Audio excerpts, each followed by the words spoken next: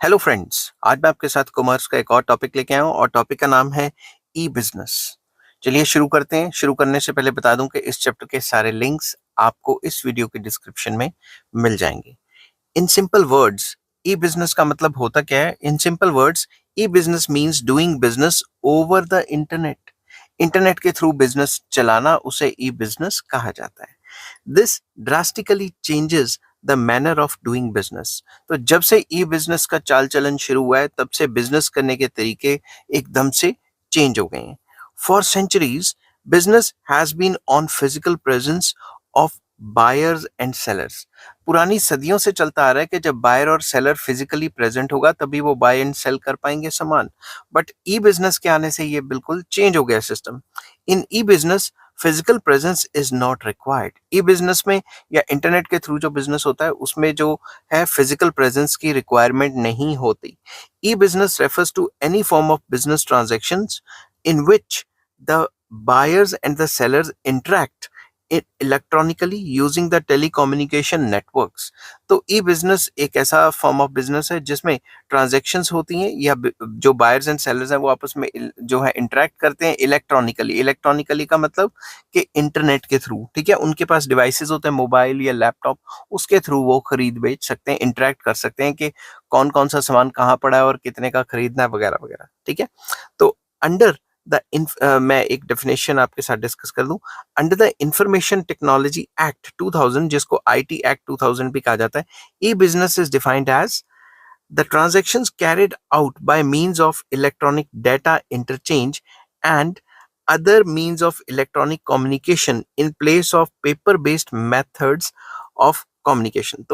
तो IT act 2000 जो है वो ये कहते हैं कि ई बिजनेस एक ऐसा बिजनेस है जिसमें ट्रांजैक्शंस जो हैं वो इलेक्ट्रॉनिकली होती हैं, ठीक है। इलेक्ट्रॉनिकली होती हैं या इंटरनेट के थ्रू होती हैं, और जो डाटा एक्सचेंज होता है वो इंटरनेट के थ्रू या इलेक्ट्रॉनिक कम्युनिकेशन के थ्रू होता है, ना कि फिजिकल प्रेजेंस के थ्रू होता है। समझ की बात?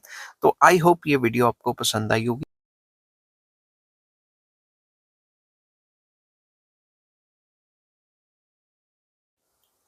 हेलो फ्रेंड्स, आज मैं आपके साथ कॉमर्स का एक और टॉपिक लेके आया हूँ और टॉपिक का नाम है e business versus e commerce.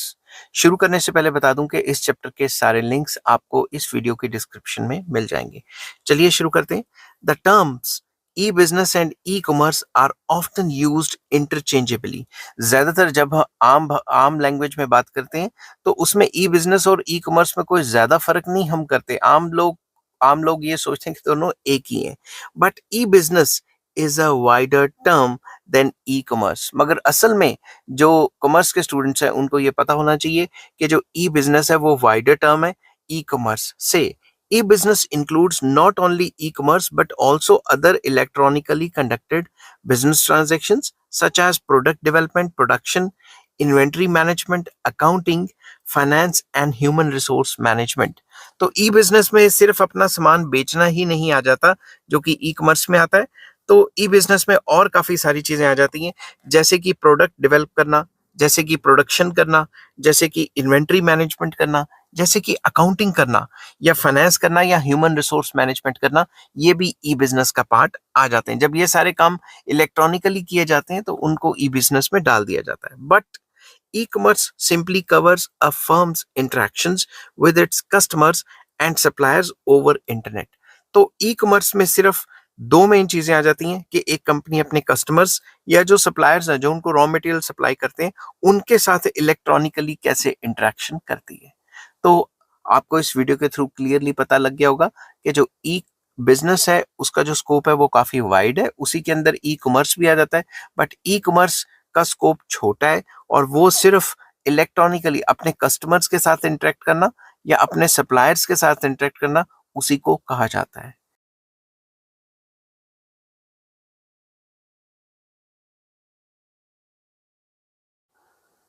Hello friends, आज मैं आपके साथ कॉमर्स का एक और टॉपिक लेके आया हूँ और टॉपिक का नाम है ट्रेडिशनल बिजनेस वर्सेस ई बिजनेस। दोनों में क्या फर्क होता है आपको बताऊंगा मैं इस वीडियो में।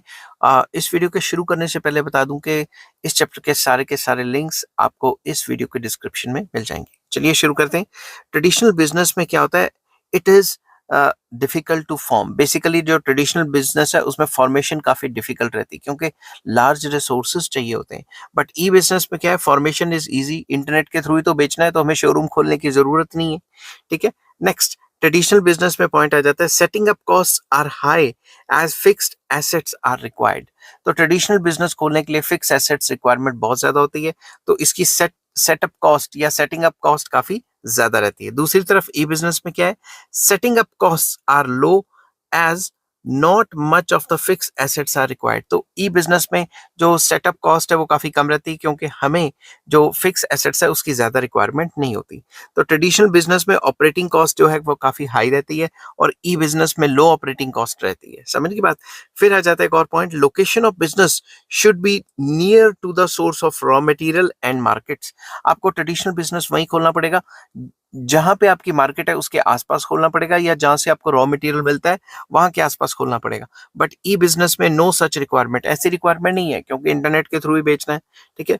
उसके बाद physical presence is required in case of traditional business. Traditional business में जो फिजिकल प्रेजेंस है वो काफी जरूरी है, मगर ई बिजनेस में ऐसा जरूरी नहीं है कि आप फिजिकली प्रेजेंट हो। आप इंटरनेट के थ्रू, ऑनलाइन के थ्रू सामान मंगवा सकते हैं या बेच सकते हैं। नेक्स्ट, ट्रेडिशनल बिजनेस में आ जाता है scope of going global is limited. Global जाने की जो वो स्कोप है वो काफी ज्यादा लिमिटेड है। लिमिटेड मतलब कि आप अपने बिजनेस को ऑल अराउंड द वर्ल्ड फैला नहीं सकते। फैला सकते हो, कम चांसेस है बहुत ज्यादा। बट इंटरनेट के through scope of going global is unlimited क्योंकि इंटरनेट के थ्रू तो पूरी दुनिया देख रही है ना कि आप क्या माल बेच रहे हैं। नेक्स्ट, ट्रेडिशनल बिजनेस में आ जाता है opportunity of sampling is available. अगर आप ट्रेडिशनल बिजनेस में जाते हैं, जैसे मैं दुकान पे गया सामान खरीदने, तो मैं सैंपल देख सकता हूँ, ले सकता हूँ। बट ई बिजनेस में no such opportunity is available क्योंकि वो तो जो फोटो दिखा रहे हैं वही चीज है ना। नेक्स्ट आ जाता है ट्रेडिशनल बिजनेस में transaction risk is low due to face contact.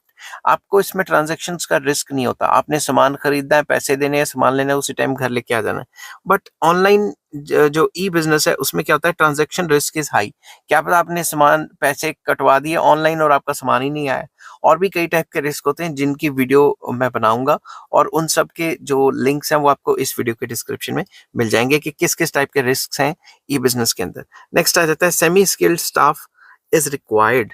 जो ट्रेडिशनल बिजनेस है उसमें सेमी स्किल्ड स्टाफ से भी काम चल जाएगा। बंदा 10वीं पास है, 8वीं पास है, उससे काम चल जाएगा। बट जो ई बिजनेस है उसमें highly skilled staff is required क्योंकि उनको कंप्यूटर आना चाहिए, उनको डिजाइनिंग आनी चाहिए, तभी आप रखोगे ना उनके थ्रू बिकवाने के लिए। ठीक है। तो ये सारे के सारे जो डिफरेंसेस हैं मेनली मैंने कवर कर लिए कि traditional business and E business में क्या फर्क है आपस में।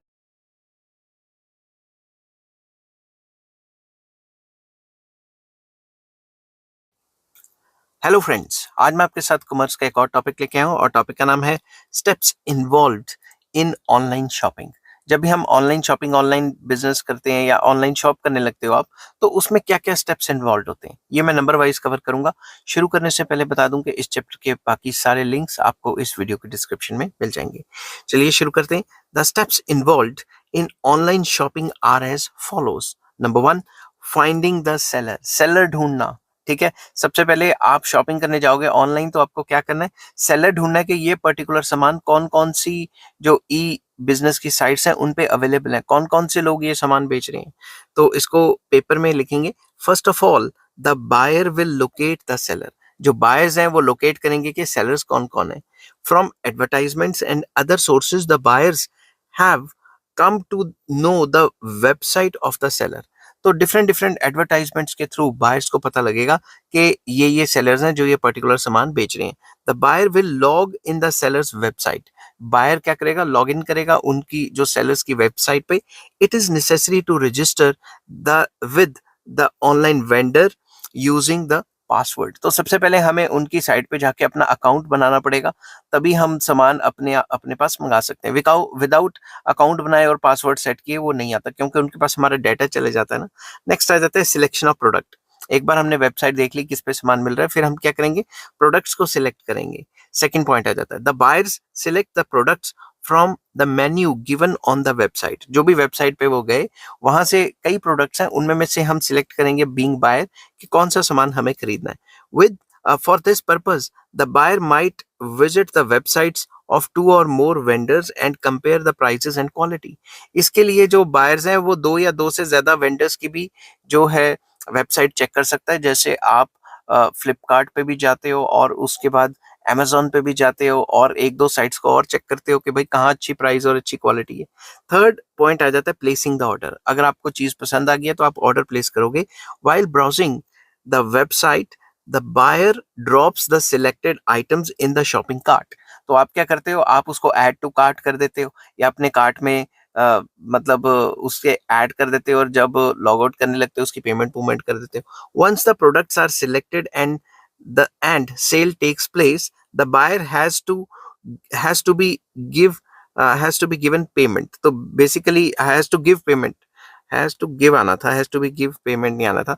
तो इसमें ये है कि एक बार जो बायर है उसने सिलेक्ट कर लिया और सिलेक्टेड चीज को खरीदने की कोशिश की, the product selected and sale takes place. लोग बायर को पैसे देने पड़ेंगे ना, मुफ्त में थोड़ी ना आपको सामान मिलेगा वहां पे, समझ की बात। नेक्स्ट आ जाता है पेमेंट मैकेनिज्म। अब है पे कैसे करना है, उसके भी कई तरीके हैं। इन ऑनलाइन शॉपिंग इन ऑनलाइन शॉपिंग पेमेंट में be made in any of the following वे। जो पेमेंट्स है वो फॉलोइंग तरीके से हो सकती है। सबसे पहले कैश ऑन डिलीवरी, जिसको सीओडी भी कहा जाता है। The payment of the goods ordered online may be made in cash at the time of physical delivery of goods. इसमें क्या होता है, जब आपके घर में डिलीवरी हो रही होती है उन गुड्स की, तभी आपसे पैसे लिए जाते हैं। कैश ऑन डिलीवरी का मतलब है कि जब आपके सामान जो जगह है, पर्टिकुलर जगह, आपको वहां पे सामान डिलीवर हो जाएगा, तभी आप कैश पे कर सकते हो। कैश के साथ साथ ऑनलाइन भी दे सकते हो उसी टाइम, ठीक है। तो नेक्स्ट आ जाता है by cheque. The buyer may send a cheque to online vendor. ऐसा भी होता है, ज्यादातर ऐसा नहीं होता खैर, बट चेक के थ्रू भी हो सकता है कि आपने जो है उनको चेक पोस्ट कर दिया, ठीक है, जो सेलर है। The goods are delivered upon the realisation of cheque. एक बार चेक पास हो गया तो आपको गुड्स डिलीवर हो जाएंगे। This method is not popular, जैसा कि मैंने पहले बताया था, ये मेथड आजकल पॉपुलर नहीं है, क्योंकि जैसे जैसे ऑनलाइन ट्रांजेक्शन आ गई हैं, यूपीआई वगैरह आ गए हैं, गूगल पे वगैरह आ गए हैं, तब से ये चेक का सिस्टम थोड़ा सा कम होता जा रहा है। नेक्स्ट है net banking transfer, very important. The buyer, मैंने बायर की स्पेलिंग गलत लिख दी है, स्पीड स्पीड में मैच देख रहा हूँ तो ऐसा हो जाता है, ठीक है। The buyer may instruct his bank to electronically transfer the amount from his account to the account of the online vendor।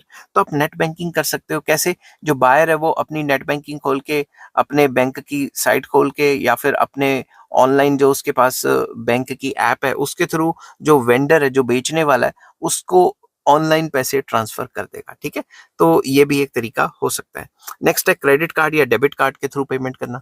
This is the most popular method of payment in online shopping. ज्यादातर लोग credit card या debit card से कर देते हैं payment. In case of credit card, the buyer can make purchases on credit. अगर आप credit card के थ्रू पेमेंट करते हो तो आपको क्रेडिट पे सामान मिल जाता है। क्रेडिट क्या होता है? उधार, मतलब आपको फलां फलां डेट को ये पैसे वापस करने हैं, ठीक है।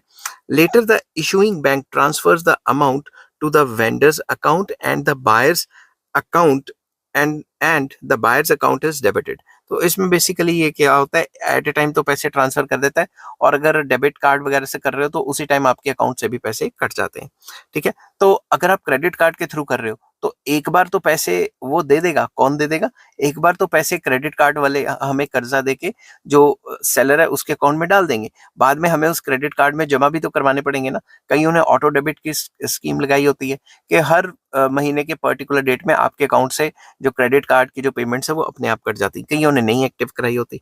The debit card allows the purchases up to a specified amount. जो डेबिट कार्ड है उससे आप एक स्पेसिफिक अमाउंट तक ही परचेज कर सकते हो। जैसे कईयों की कार्ड लिमिट 25,000 है, 1 लाख है, 1.5 लाख, 2 लाख है, ठीक है। The amount is deducted electronically from the card as and when the purchases are made. तो जब भी आप डेबिट कार्ड के थ्रू करोगे तो उससे भी यही होगा कि आपके अकाउंट से पैसे कट जाएंगे, और जैसे आप परचेज करते हो आपके अकाउंट से पैसे कट जाएंगे और जो वेंडर है, जो सप्लायर है, जो सेलर है, उसके अकाउंट में चले जाएंगे। नेक्स्ट आ जाता है digital cash, very important.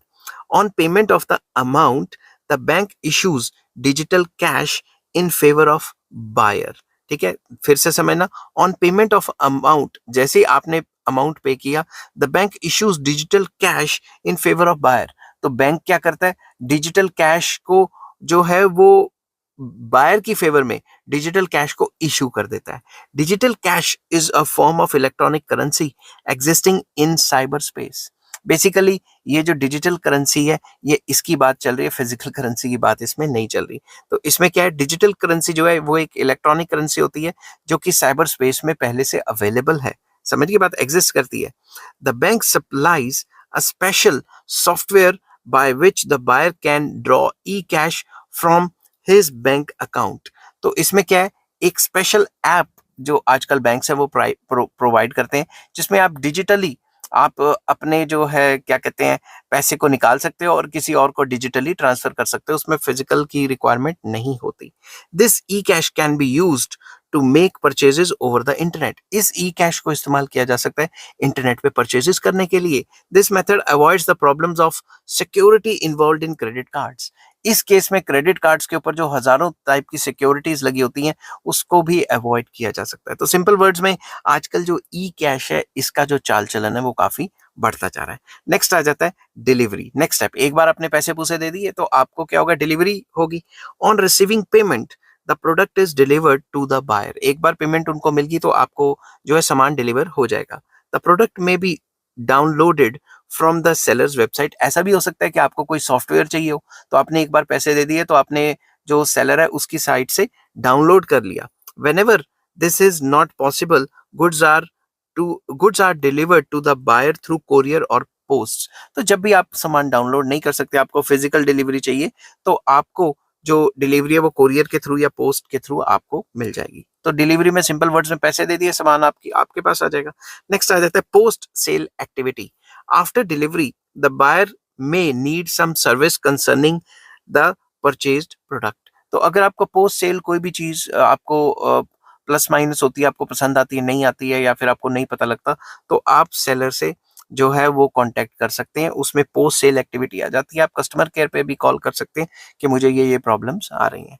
I hope ये वीडियो आपको पसंद आई होगी। अगर पसंद आती है तो please like, share and subscribe.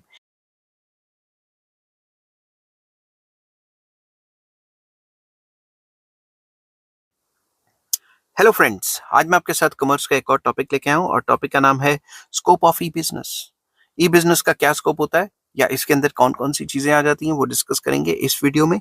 शुरू करते हैं। शुरू करने से पहले बता दूं कि इस चैप्टर के सारे लिंक्स आपको इस वीडियो की डिस्क्रिप्शन में मिल जाएंगे। The scope of e business is vast as it covers all types of business functions conducted through the internet। Internet के थ्रू जितने भी सारे बिजनेसेस चलते हैं, वो सारे के सारे ई बिजनेस के स्कोप के अंदर आ जाते हैं। The various constituents of e business are as follows. तो इसके कई कंपोनेंट्स कॉन्स्टिट्यूएंट्स हैं, वो हम डिस्कस करते हैं।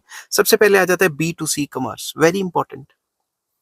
This includes transactions between a business firm and its customers. एक बिजनेस फर्म अपने कस्टमर्स के साथ जो भी ट्रांजेक्शन्स करती है वो बी टू सी कॉमर्स में आ जाते हैं। बी टू सी मतलब business to customers. Online shopping आ जाती है इसमें, ऑनलाइन एडवर्टाइजिंग आ जाती है, online delivery etcetera are the examples of B to C commerce. Business firms can conduct online surveys to ascertain who is buying and to what extent the customers are satisfied।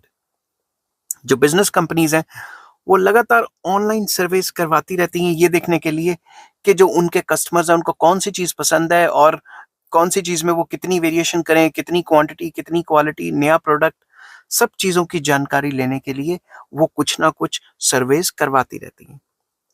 Customers can also make use of call centers to make queries and lodge complaints round the clock through toll free numbers या toll free calls. तो basically customers को भी ये facilities दी जाती है कि अगर चीज में कोई प्रॉब्लम आती है तो आप 24/7 कॉल सेंटर में कॉल करके हमारे को जो भी है कंप्लेंट्स कर सकते हैं या जो आपकी प्रॉब्लम्स आ रही हैं वो शेयर कर सकते हैं और उन प्रॉब्लम्स का जो है सोल्यूशन दिया जाएगा। तो ये है बिजनेस और कस्टमर के बीच का relation, B to C commerce. ठीक है। नेक्स्ट आ जाता है B to B, business to business. ठीक है। Business to business transactions take place between two or more business firms. एक बिजनेस अपना सामान दूसरे बिजनेस वाले को बेच रहा है एज अ रॉ मटेरियल या कुछ, उसको बी टू बी कॉमर्स कहा जाता है। ठीक है। ऑनलाइन एक बिजनेसमैन दूसरे बिजनेसमैन से सामान खरीद रहा है, सिंपल सी बात। A business firm can place orders with its suppliers or monitor delivery of materials and parts and make payments online. एक बिजनेसमैन ऑनलाइन अपना दूसरे सप्लायर से ऑर्डर कर सकता है, उसको सामान बेच सकता है, उसे खरीद सकता है, डिलीवरी को मॉनिटर कर सकता है, डिलीवरी देख सकता है कि कहाँ पहुंची, मेरा सामान कहाँ पहुंचा, कहाँ नहीं पहुंचा, पार्ट्स खरीद सकता है ऑनलाइन, या पेमेंट्स कर सकता है एक बिजनेसमैन दूसरे बिजनेसमैन को। ये सारी की सारी चीजें बी टू बी कॉमर्स में आती हैं। Similarly it can exercise control over it's dealers and monitor stock in transit. तो बेसिकली वो इससे अपने डीलर्स को भी कंट्रोल कर सकता है, ठीक है। वो डीलर्स को बता सकता है मुझे इतना इतना सामान चाहिए, इतने रुपए में चाहिए, और मॉनिटर कर सकता है कि उसके स्टॉक में कितना सामान पड़ा है, किसी फलां कंपनी के पास कितना सामान पड़ा है और उससे कितना खरीदना मैंने, वगैरह वगैरह। तो बी टू बी कॉमर्स में आ जाते हैं जब एक बिजनेस दूसरे बिजनेस से ट्रांजैक्शन करता है। सिंपल सी बात है, ठीक है। नेक्स्ट आ जाते हैं intra B commerce, very important. This involves interactions and dealings among different departments and persons within the firm. एक फर्म के अंदर आप एक डिपार्टमेंट से दूसरे डिपार्टमेंट में जो भी डीलिंग्स वगैरह करोगे, एक डिपार्टमेंट से दूसरे डिपार्टमेंट में जो भी ट्रांजैक्शंस वगैरह करोगे, उनको इंट्रा बी कॉमर्स कहा जाता है। Customised production, efficient inventory management, effective handling of customers' orders have become possible due to such interactions। अगर एक डिपार्टमेंट का दूसरे डिपार्टमेंट से काफी ज्यादा इंटरेक्शन होगा या फिर काफी ज्यादा कॉमर्स चलेगा, तभी जो इन्वेंट्री अच्छे से मैनेज हो पाएगी, कस्टमाइज प्रोडक्ट्स बनाए जा सकते हैं और कंज्यूमर्स के ऑर्डर्स को अच्छी तरह हैंडल किया जा सकता है। इसके अंदर एग्जांपल आ जाती है वीपीएन, जिसको वर्चुअल प्राइवेट नेटवर्क, सॉरी गला बैठ गया, वर्चुअल प्राइवेट नेटवर्क वीपीएन कहा जाता है। इसमें क्या होता है, VPN enables the employees to perform work wherever they are. तो जो वीपीएन है वो एम्प्लॉयज को आपस में जोड़ के रखता है, और वर्कर्स कहीं पे भी हैं तो वो वीपीएन के थ्रू एक दूसरे को ट्रैक कर सकते हैं कि भाई किसने कितना काम किया, कैसे किया, ताकि कस्टमर को एक अच्छा सामान डिलीवर करवा सकें। तो ये था इंट्रा बी। नेक्स्ट आ जाता है सी टू सी कॉमर्स, मतलब कंज्यूमर टू कंज्यूमर, ठीक है। इसमें क्या होता है, this type of commerce takes place between consumers. जैसे मैं OLX या फिर ईबे पे मैं अपना सामान बेचता हूँ, कोई और मेरे से खरीद लेता है। EBay where consumers sell their goods to the other consumers is an excellent example of this commerce. तो इसमें सी टू सी कॉमर्स होता है, मतलब एक कंज्यूमर ने सामान खरीद लिया, उसे अब यूज नहीं करना, तो वो अपना सामान बेच सकता है ऑनलाइन, और दूसरा कोई कंज्यूमर जिसको उसकी रिक्वायरमेंट है वो खरीद सकता है। तो इसको सी टू सी कॉमर्स कहा जाता है। आई होप ये वीडियो आपको पसंद आई होगी।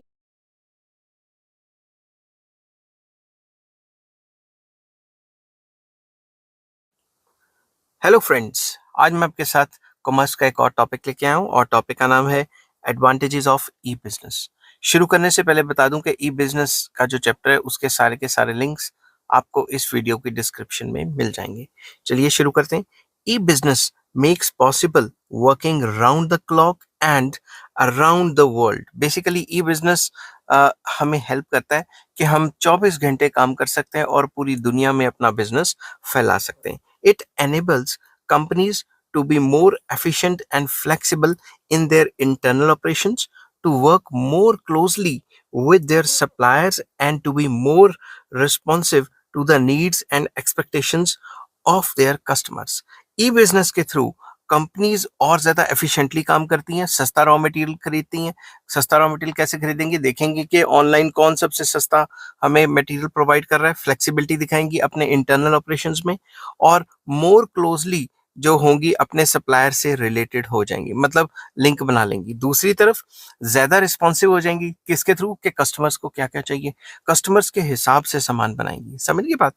It allows companies to select the best suppliers regardless of their geographical location, and to sell to a global market। Basically e-business के through best suppliers of raw material and other factors को search करेगी और best supplier से सामान लेगी और पूरे के पूरे ग्लोबल मार्केट में सामान बेचेंगी। ठीक है। It also offers business concerns more cost efficient and time efficient means of working with customers, suppliers and development partners. तो बेसिकली ई बिजनेस के थ्रू कॉस्ट में एफिशिएंसी आ जाती है, टाइम एफिशिएंसी आ जाती है, मतलब रिलेटेड टू कस्टमर्स या related to suppliers या रिलेटेड टू ओवरऑल जो कंपनी के पार्टनर्स हैं, तो सिंपल वर्ड्स में टाइम भी बचता है, ठीक है, कॉस्टिंग भी कम लगती है। E-business offers several opportunities to suppliers and commensurate benefits to customers। तो ई-बिजनेस के थ्रू काफ़ी जो है अपॉर्चुनिटीज क्रिएट होती हैं सप्लायर्स के लिए जो सामान वगैरह बेचते हैं उनके लिए, और ये सारी की सारी जो बेनिफिट्स हैं ये पास ऑन हो जाते हैं कस्टमर्स को या कंज्यूमर्स को। They are they are discussed as under या दे आर गिवन बिलो, कुछ भी कर सकते हो। तो कौन कौन से बेनिफिट्स हैं? नंबर वन, ग्लोबल रीच या फिर ग्लोबल चॉइस। तो ग्लोबल रीच सप्लायर के लिए होगी और ग्लोबल चॉइस मतलब हमारे लिए होगी, कस्टमर बीइंग कस्टमर हमारे पास चॉइस है, हम पूरी दुनिया में से कहीं से भी सामान मंगवा सकते हैं। The boundaries of electronic business, जिसको ई बिजनेस भी कहते हैं, are not defined by geography और by national borders but rather by the coverage of computer networks. Basically जो ई बिजनेस है उसको अगर आप ध्यान से समझो तो ई बिजनेस को आप डिफाइन नहीं कर सकते कि पर्टिकुलर ज्योग्राफी में ही काम करेगा या पर्टिकुलर नेशनल बॉर्डर्स के अंदर ही काम करेगा। ये बिजनेस का कोई बॉर्डर नहीं, कोई ज्योग्राफी नहीं, ये डिपेंड करता है कि आपके पास कंप्यूटर नेटवर्क्स कैसे हैं, उस हिसाब से आप पूरी दुनिया में सामान बेच सकते हो। Since the most important networks are global in scope, electronic commerce enables the smallest suppliers to achieve a global presence and to conduct business worldwide। तो इसमें यही बताया कि जो नेटवर्क है उसको काफ़ी इंपॉर्टेंस दी गई है और जितना नेटवर्क फैला होगा उतना ई बिजनेस फैल जाएगा और इवन स्मॉलेस्ट से स्मॉलेस्ट जो सप्लायर्स है वो भी अपना माल पूरी दुनिया में बेच सकते हैं, पूरे वर्ल्ड लेवल पे अपना बिजनेस कर सकते हैं। Access to global marketplace helps to improve operations of business firms। इससे क्या है, जो बिजनेस फर्म्स हैं उनके ऑपरेशंस अच्छे हो जाते हैं क्योंकि वो अपना सामान दूर दूर तक बेच सकते हैं। The corresponding customer benefit is global choice. Customer के पास भी ग्लोबल चॉइस है, वो कहीं से भी सामान खरीद सकता है। That is a customer can select from all potential suppliers of a required product और service regardless of their geographical location. उनकी कोई भी लोकेशन है, वो पूरे वर्ल्ड में, अगर उनके पास इंटरनेट फैसिलिटी है, पूरे वर्ल्ड में कहीं से भी ऑर्डर कर सकते हैं और उनके पास चॉइसेस बढ़ जाती हैं। तो सेकंड पॉइंट आ जाता है इम्प्रूव्ड कॉम्पिटिटिवनेस। इससे कॉम्पिटिटिवनेस या कॉम्पिटिशन बढ़ जाता है। E business enables the suppliers to improve competitiveness by becoming closer to the customer। इससे ई बिजनेस के थ्रू जो सप्लायर्स हैं वो कस्टमर के एकदम पास आ जाते हैं। चाहे आधी रात को ऑर्डर कर दो, देखे ना आपने अमेजोन वगैरह फ्लिपकार्ट वगैरह, आधी रात को बैठ के भी ऑर्डर कर सकते हैं। As a simple example, many companies are employing electronic commerce technology to offer improved level of pre and post sales support with increased level of product information, guidance and product use, guidance on product use and rapid response to customers inquiries।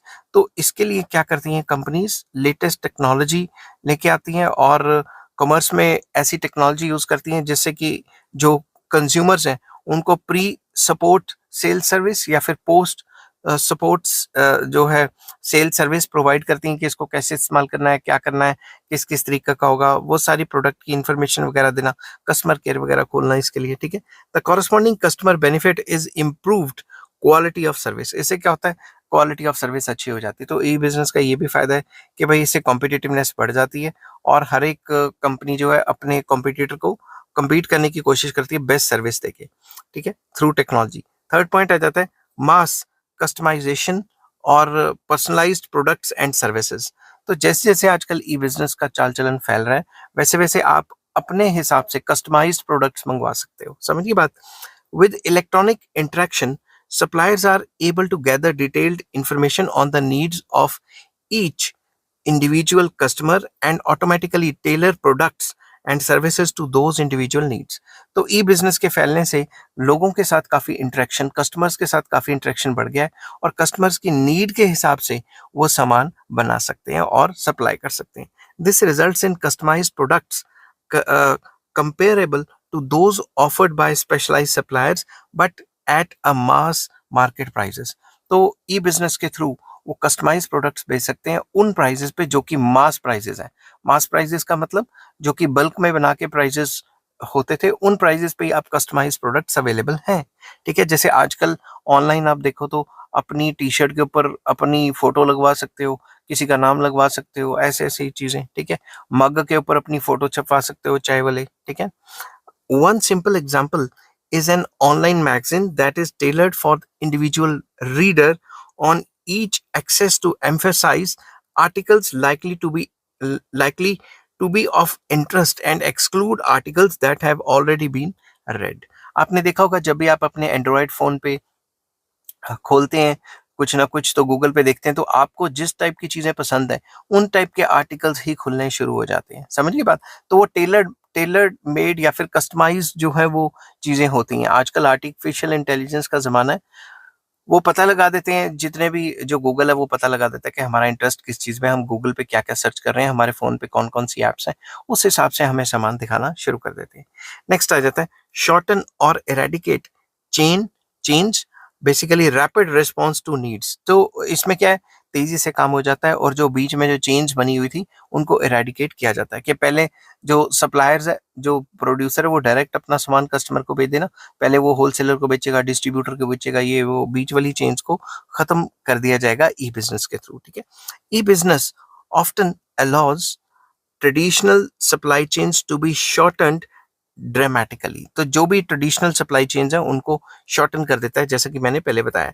There are many established examples where goods are shipped directly from the manufacturer to the end consumer staging bypassing the traditional staging posts of retailers warehouse and retailer outlet।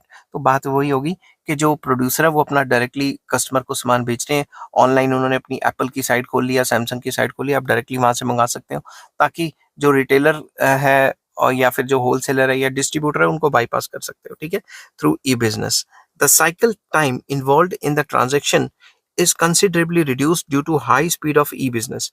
E business की speed इतनी अच्छी है कि अब बीच में distributor और retailer तक पहुंचेगा माल, फिर आगे जाएगा, इससे तो अच्छा डायरेक्ट कस्टमर को भेज दो। तो इससे ट्रांजेक्शन की स्पीड्स काफी ज्यादा बढ़ जाती है। ठीक है, information can be exchange at the click of a mouse. एक माउस के क्लिक पे आप सामान मंगवा सकते हो या इन्फॉर्मेशन एक्सचेंज कर सकते हो। The corresponding customer benefit The corresponding customer benefit is the ability to rapidly obtain the precise product that is required without being limited to those current in stocks at a at local suppliers। तो basically customers को ये फायदा है कि वो directly online मंगा सकते हैं। अब उनके पास ऐसा लिमिटेड चॉइस नहीं रहती कि भाई सिर्फ जो लोकल जो दुकानें हैं उन्हीं से ही खरीदना है, ऐसा नहीं रहता, वो कहीं से भी सामान मंगवा सकते हैं। ठीक है, नेक्स्ट पॉइंट आ जाता है reduce transaction cost, very important. One of the major contribution of e business is reduction in the transaction cost. सबसे ज्यादा फायदा जो ट्रांजेक्शन कॉस्ट है वो कम हो जाती है। ठीक है, while the cost of a business transaction that एंटेल्स human interaction might be measured in dollars, the cost of conducting a similar transaction electronically must be a few cents or less than that। For example आप वहां गए दुकान पे जाके आपने सामान खरीदा, वहां कैशियर बैठा था, उसकी तनख्वाह है वगैरह वगैरह, ठीक है, और वो फिर बैंक में जाके जमा करेगा, तो ये सारी जो ट्रांजेक्शन्स वगैरह होंगी उनमें कॉस्टिंग लग जाएगी, उसको कैशियर को तनख्वाह भी तो देनी है ना। बट जब ऑनलाइन आप पेमेंट करते हो तो सीधा अकाउंट में चली जाती है, समझ गई ना बात। तो जो भी सप्लायर है उसके सीधा अकाउंट में चली जाएगी, तो कुछ खर्चा ही नहीं होगा, उसका थोड़ा बहुत खर्चा होगा सेंट्स में या कह दो पैसों में खर्चा होगा। ठीक है, hence any business process involving routine interaction between people offers the potential for substantial cost savings, which can in turn be transacted into substantial price reduction for customers। तो अगर उनका खर्चा कम हो रहा है, उन्होंने बंदा अपॉइंट तो नहीं किया हुआ ऑनलाइन, तो अगर आप सेल परचेज कर रहे हो तो डायरेक्ट उनके अकाउंट में पैसे जा रहे हैं, तो जो भी उनका खर्चा बच रहा है तो जो उनको सस्ता पड़ रहा है, इसीलिए जो ऑनलाइन चीजें हैं वो थोड़ी सस्ती पड़ती हैं, क्योंकि बिजनेस की ट्रांजेक्शन कॉस्ट कम होती है, रेंट भी नहीं लगता, कुछ भी नहीं लगता, शोरूम बनाने की जरूरत नहीं है। ठीक है ना, तो ऐसे आप ऑनलाइन एक जगह से दूसरी जगह सामान बस पैक करके कोरियर चार्जेस ही होंगे। ठीक है, तो इससे ट्रांजैक्शन कॉस्ट कम होती है। नेक्स्ट आ जाता है novel business opportunities, very important. in addition to redefining the markets for existing products and services, e-business also provides the opportunity for entirely new products and services। इससे क्या है, जो एग्जिस्टिंग बिजनेसेस चल रहे हैं उनको तो ई मतलब ऑनलाइन ट्रांसफर कर ही सकते हो, और नए टाइप के प्रोडक्ट्स एंड सर्विसेज भी ऑनलाइन लेके आ सकते हो। Examples includes network supply and support services, जैसे कस्टमर सपोर्ट वगैरह, directory services, contact services and many other kinds of online information services। तो कई टाइप की सर्विसेज हैं जो ऑनलाइन लेके आओगे तो बहुत अच्छा रहेगा। जैसे आजकल चला है कस्टमर केयर ऑनलाइन हो गया है, आप व्हाट्सएप पे उनसे चैट करनी शुरू करो, वो आपको रिप्लाई करते रहेंगे और अगर आप सेटिस्फाइड नहीं हुए तो वो आपको कॉल भी कर देंगे। समझ गई बात? नेक्स्ट आ जाता है कन्वीनियंस। ये तो मैं पहले भी बता चुका हूँ कि online transactions can be made 24 hours 7 days a week 365 days a year. आपकी जब मर्जी आप सामान मंगवाओ, आप जब मर्जी पेमेंट करो, ठीक है ना। One can access anything from anywhere at any time. कभी भी कहीं भी कुछ भी खरीद सकते हो, बस इंटरनेट की फैसिलिटी होनी चाहिए। Such flexibility provides greater convenience to sellers, buyers and employees. तो इससे सबको फायदा होता है कि कभी भी कहीं भी सामान खरीद लो, बेच लो, सबको फायदा है इससे, ठीक है। नेक्स्ट आ जाता है paperless society. E business reduces dependence on paper work. इससे जो कागजी कार्रवाई है उस पर इतनी ज्यादा डिपेंडेंस नहीं रहती। ऑनलाइन ही आपको रिसीट वगैरह आ जाती है आपके फोन पे या फिर कंप्यूटर पे। All online transaction reduce lots of red tapism. तो ये जो कागजी कार्रवाई है इसको अवॉइड करते हैं तो एफिशिएंसी बढ़ जाती है, ठीक है। नेक्स्ट आ जाता है speed. Much of the buying and selling involves exchange of information. तो जब भी एक्सचेंज ऑफ इंफॉर्मेशन होती है वो भी थ्रू इंटरनेट, तो स्पीड काफी अच्छी रहती है। Information can be exchange eight a click of a mouse. ये एक क्लिक करना है कि आपको ये खरीदनी है, आप इंटरेस्टेड हो, ठीक है ना। तो एकदम क्लिक ऑफ अ माउस पे इंफॉर्मेशन एक्सचेंज हो जाती है। E business substantially reduces the cycle time of a transaction. कोई भी ट्रांजेक्शन का जो साइकिल टाइम है वो बहुत कम रह जाता है। एकदम से क्लिक किया, ऑर्डर हो गया, आपको 2-4 दिन में सामान आ जाएगा। तो इससे जो है स्पीड काफी अच्छी रहती है। नेक्स्ट है lower investment. It is much easier to start an e business than a traditional business. Traditional business के लिए आपको शोरूम खरीदना पड़ेगा या रेंट पे लेना पड़ेगा, खर्चे बहुत हैं, बंदे रखने पड़ेंगे। समझ गई बात? Capital required is much less in e business. Online business में जो कैपिटल चाहिए वो थोड़ी कम है, मतलब इतनी ज्यादा नहीं चाहिए जितनी फिजिकल बिजनेस में चाहिए होती है। A small firm can obtain the same benefits of internet technology which are available to the big firms. तो जो बड़ी फर्म्स के पास टेक्नोलॉजी अवेलेबल है ऑनलाइन बेचने की सामान, वो छोटी फर्म्स के पास भी अवेलेबल रहती है। In e business network firms are more efficient than non network firm. मतलब वो ई बिजनेस में वो फर्म्स एफिशिएंसी से काम करती हैं जिनका काम ऑनलाइन है, जिनके पास अच्छा नेटवर्क है, और जिनके पास नेटवर्क ही नहीं है, जिनका काम ऑनलाइन नहीं है, वो इतना अच्छा परफॉर्म नहीं कर पाते। आई होप ये वीडियो आपको पसंद आई होगी। अगर पसंद आती है तो please like, share and subscribe.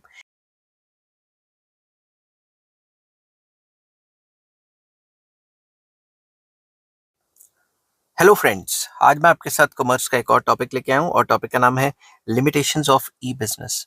इससे पिछले वीडियोस में मैंने बताया था ई बिजनेस क्या होता है, उसका स्कोप क्या होता है, उसके फायदे क्या हैं। ये सारे के सारे इस चैप्टर, ये जो ई बिजनेस का चैप्टर है, इसके सारे के सारे लिंक्स आपको इस वीडियो की डिस्क्रिप्शन में मिल जाएंगे। चलिए शुरू करते हैं without wasting any time. E business suffers from the following limitations. कैसे आपने पेपर में लिखना है? Number 1, limited personal touch. Basically personal touch नहीं रहता, ठीक है। जो पर्सनल टच है वो बिल्कुल नहीं रहता। ई बिजनेस में तो रोबोट काम करेगा, कंप्यूटर काम करेंगे, तो ऐसा नहीं रहता। जब आप फिजिकल दुकान पे जाते हो तो जो सेल्समैन है वो आपको कन्विंस करने की कोशिश करता है। आप कपड़े को हाथ लगा के देख सकते हो, चीजें को ट्राई करके देख सकते हो। ऐसा ई बिजनेस में नहीं हो पाता, ठीक है। तो इसके अंदर हमने लिखना है the warmth of interpersonal interaction is lacking in e business. जो नरमी होती है किस चीज की, जो आप पर्सनली कपड़े को टच करते हो, देखते हो या सेल्समैन से बात करते हो, वो ई बिजनेस में एब्सेंट है, ठीक है। Therefore e business is less suitable for products such as garments, perfumes etcetera which required high degree of personal touch. आपने परफ्यूम मंगवा लिया, हम अगर दुकान पे होते तो स्मेल करके देख लेते ना कैसा है। गारमेंट्स मंगवा लिए, मगर पसंद नहीं है तो वापस करने पड़ेंगे। कपड़े को हाथ लगा के तो नहीं ना देख सकते, तो पर्सनल टच नहीं रहता। Second, delay in delivery. In e business information can flow at a click of mouse. Information पहुंच जाएगी, किसने खरीदा, किसने पैसे दिए, वगैरह वगैरह। But the physical delivery of the product takes time. क्या पता आपके पास सामान आपके घर में 2-4 दिन में पहुंच रहा है, हफ्ते में पहुंच रहा है। The user may become frustrated when it takes long time to open the website due to technical faults. ऐसा भी हो सकता है कि कोई टेक्निकल फॉल्ट आ गया और वो ऑर्डर ही नहीं हो पा रहा। समझ गई बात? ऐसा देखा गया है जब अमेजोन पे बहुत सारी सेल्स लगती हैं तो एकदम से हम क्लिक करते खत्म हो जाता है, या फिर साइट हैंग कर जाती है, कुछ ना कुछ हो जाता है। तो अगर डिलीवरी में डिले होगा या साइट में कोई पंगे आ जाएंगे तो जो यूजर है, जो कस्टमर है, वो फ्रस्ट्रेटेड फील करेगा।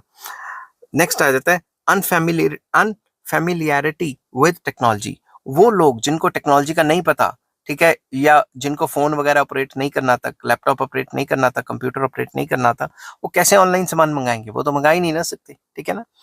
Only those individuals can use e-business who are well familiar with computers और mobiles भी लिख सकते हो यहाँ पे, ठीक है। Digital illiteracy is a hurdle in the growth of e business. अगर डिजिटली इलिटरेट हैं तो ई बिजनेस करेंगे कैसे, सामान खरीदेंगे या बेचेंगे कैसे? तो ये भी एक इसकी जो है डीमेरिट है। नेक्स्ट है हाई रिस्क।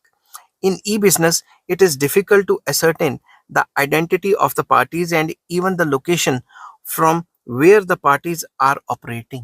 ठीक है, आपने ऑनलाइन कोई सामान मंगा लिया, ठीक है, मान लो मैं बेंगलोर में बैठा हूँ या किसी और शहर में बैठा हूँ, मैंने किसी और शहर के लिए सामान मंगवा लिया, ठीक है। अब कंप्यूटर से ऑर्डर दे रहे हैं तो it will be very difficult कि वो देखे कि भाई ये सही बंदा है कि नहीं जिसने सामान मंगवाया। तो रिस्क रहता है सेलर को भी और बायर को भी रिस्क रहता है। बायर को भी एक टाइप का रिस्क है कि पता नहीं सामान आएगा नहीं आएगा, पैसे कट गए वगैरह वगैरह। There are hazards of impersonation and leakage of confidential information. तो ऐसा भी काफी खतरा रहता है कि हमारी जो पर्सनल इंफॉर्मेशन है ऑनलाइन साइट्स के पास वो कहीं लीक ही ना हो जाए या फिर वो किसी और को बेच ही ना दें। Online business also suffers from the problem of hacking and virus. तो ऑनलाइन बिजनेस में हमेशा प्रॉब्लम रहती है कि कोई ना कोई हैक भी कर सकता है या फिर वायरसेस वगैरह भी आ सकते हैं, ठीक है। नेक्स्ट आ जाता है human resistance. People oppose new technology and new ways of doing things due to the sense of insecurity and stress. ज्यादातर लोग जिनको नई टेक्नोलॉजी के बारे में नहीं पता वो कहते हैं ना ना हमने नहीं ऑनलाइन मंगानी, हमने नहीं ऑनलाइन मंगानी। वो रेजिस्ट करते हैं और इनसिक्योरिटी फील करते हैं या स्ट्रेस फील करते हैं ऑनलाइन सामान मंगाने में। तो ये इंसान की फितरत है, इंसान की नेचर है कि वो नई चीज को अपनाने में थोड़ा झिझकता है। नेक्स्ट आ जाता है एथिकल प्रॉब्लम्स। इसमें एथिकल प्रॉब्लम्स भी हैं। Many firms many firms use an electronic eye. तो इसमें क्या लिखना था, यूजर लिखना था, ठीक है ना। मैं यहाँ यूज लिख देता हूँ, यूज US E, यूज, ठीक है।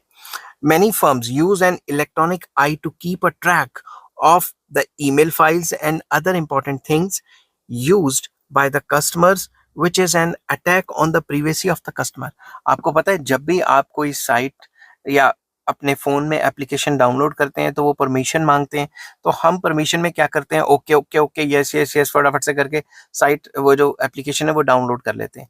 मगर उस एप्लीकेशन की या उस सॉफ्टवेयर की वजह से मतलब उस कंपनी को हमारे पूरे फोन पे एक्सेस मिल जाता है, कैमरे का एक्सेस मिल जाता है, हमारी गैलरीज पे जो फोटोज पड़ी हैं उनका एक्सेस मिल जाता है, हमारे ईमेल का एक्सेस मिल जाता है, हमारे जो मैसेजेस हैं उनका एक्सेस मिल जाता है। आप खुद सोचें, जब आप कोई भी चीज ऑनलाइन ऑर्डर करते हैं तो जब ओटीपी आता है तो कई ऐप्स तो ओटीपी खुद ही फिल कर लेती हैं, हमें भी फिल करने की जरूरत नहीं पड़ती। मतलब कि उसने हमारे जो मैसेज बॉक्स में मैसेज आया उसको खुद ब खुद रीड कर लिया। तो ऐसे तो वो हमारे सारे मैसेजेस पढ़ सकते हैं और आजकल तो व्हाट्सएप भी पढ़ सकती हैं। समझ के बात। आजकल नया ट्रू कॉलर का फीचर आया कि जब कोई हमें व्हाट्सएप भी करता है तो उसका भी नाम ट्रू कॉलर दिखाने लग जाता है। तो कहने की बात यह है कि एथिकल प्रॉब्लम्स आ सकती हैं कि हमारी प्राइवेसी लीक हो सकती है, ठीक है। तो ये प्रॉब्लम्स ई बिजनेस में आ सकती हैं।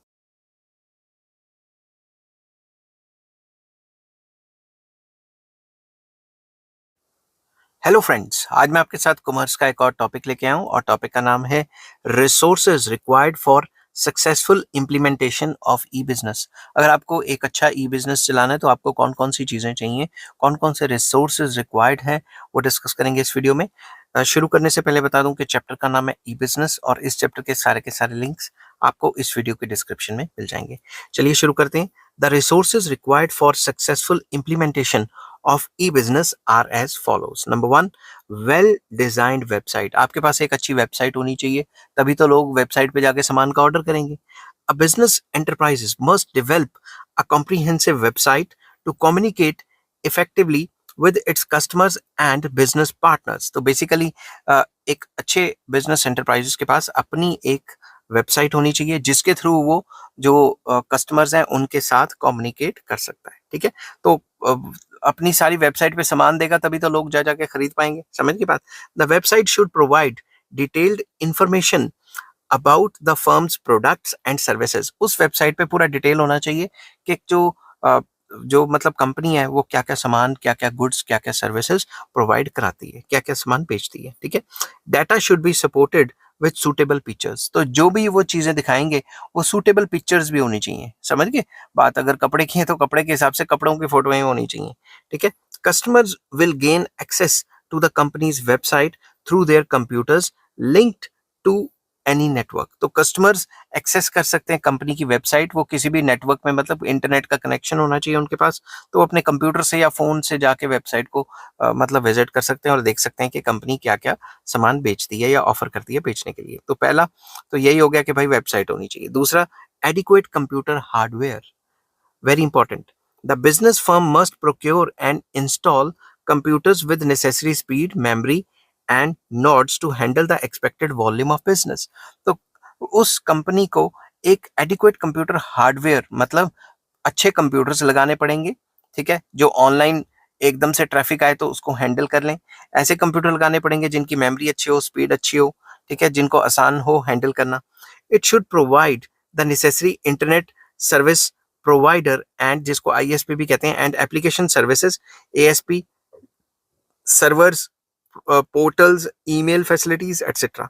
तो बेसिकली कंप्यूटर हार्डवेयर होना चाहिए, एक पूरा का पूरा कंप्यूटर्स होने चाहिए, जो पूरी की पूरी नेटवर्क्स होने चाहिए उनके, और जो भी कंप्यूटर्स वगैरह नेसेसरी हैं, हार्डवेयर नेसेसरी हैं, वो सारे होने चाहिए, तभी तो वो अपनी साइट चला पाएंगे, तभी तो ऑर्डर ले पाएंगे, ठीक है ना। थर्ड पॉइंट आ जाता है effective telecommunication system. E-business requires an effective telecommunication system in the form of telephone lines, optic fiber cables, and internet technology to handle the traffic on internet. तो बेसिकली ई बिजनेस को एक रहता है कि अच्छी टेलीकम्युनिकेशन सर्विसेज हों उसके पास internet के थ्रू या फाइबर केबल्स के थ्रू, ताकि वो ट्रैफिक को इंटरनेट के थ्रू हैंडल कर सके, ठीक है। टेलीकम्युनिकेशन अच्छा नहीं होगा तो समझो ई बिजनेस नहीं चल पाएगा। E business can not be successful if telephone lines are getting frequently disconnected and it is difficult to access the internet। अगर इंटरनेट ही नहीं होगा, हर तीसरे दिन कोई तार काट गया वगैरह वगैरह, तो फाइबर केबल्स होनी चाहिए, कुछ होना चाहिए ताकि ये जो टेलीकम्युनिकेशन सिस्टम है उनका खराब ना हो, समझ की बात। तो ई बिजनेस के लिए टेलीकम्युनिकेशन वेरी इंपॉर्टेंट। नेक्स्ट आ जाता है technically qualified and responsive workforce. भाई आपको ऐसे बंदे बैठाने हैं जिनको कंप्यूटर को हैंडल करना आता है, जिनको सॉफ्टवेयर की नॉलेज है, ठीक है। ऐसे बंदे नहीं बैठा दें जिनको नॉलेज ही नहीं है। A well-trained workforce that is capable of working easily with internet and computer networks is essential for e-business। आपको ऐसे बंदे चाहिए जिनको कंप्यूटर की नॉलेज है, सॉफ्टवेयर की नॉलेज है, इंटरनेट वगैरह की नॉलेज है, ताकि वो ऑर्डर्स ले सकें और फटाफट से उसको डिस्पैच कर सकें। The staff must also be trained to handle sales inquiries, processing orders and ensuring prompt delivery. Staff भी ऐसा रखना पड़ेगा जो काफ़ी ट्रेंड हो, जो सेल्स इंक्वायरी की मतलब जानकारी दे सकते हैं। अगर कोई इंक्वायरी आए कि ये सामान बनाते हो तो फटाफट से जो स्टाफ है वो गए हाँ हाँ जी बनाते हैं बिल्कुल, और ऑर्डर्स आ जाएं तो उनको प्रोसेस करना और उनको टाइमली पहुंचाना। तो अच्छा स्टाफ चाहिए आपको, ठीक है। There should be proper coordination between receipt of order, कि जैसे आपके पास ऑर्डर आया, delivery of goods and receipt of payment so as to minimize errors. तो ऐसा स्टाफ होना चाहिए जो अच्छे से काम कर सके ताकि फटाफट से ऑर्डर ले सके, जैसे ऑर्डर आया तो कोऑर्डिनेट करे कि फटाफट से पैकिंग करके भेजनी है और पेमेंट लेनी है वगैरह वगैरह, समझ की बात, ताकि जो गलतियां उसके चांसेस कम हो। तो एक अच्छा स्टाफ होना चाहिए। नेक्स्ट आ जाता है reliable system for receiving payments. Payment receive करने के लिए एक अच्छा गेटवे होना चाहिए ऑनलाइन, ताकि आपके साथ कोई बेईमानी वगैरह ना हो। अ फुल प्रूफ, ठीक है, a full proof system of, full proof की जगह आप ये कर सकते हो कि अगर आप अच्छा मतलब कोई वर्ड यूज करना चाहते हैं तो आप फुल प्रूफ की जगह भरोसेमंद सिस्टम भी लिख सकते हो, ठीक है। तो आप ऐसे भी लिख सकते हो एन एफिशिएंट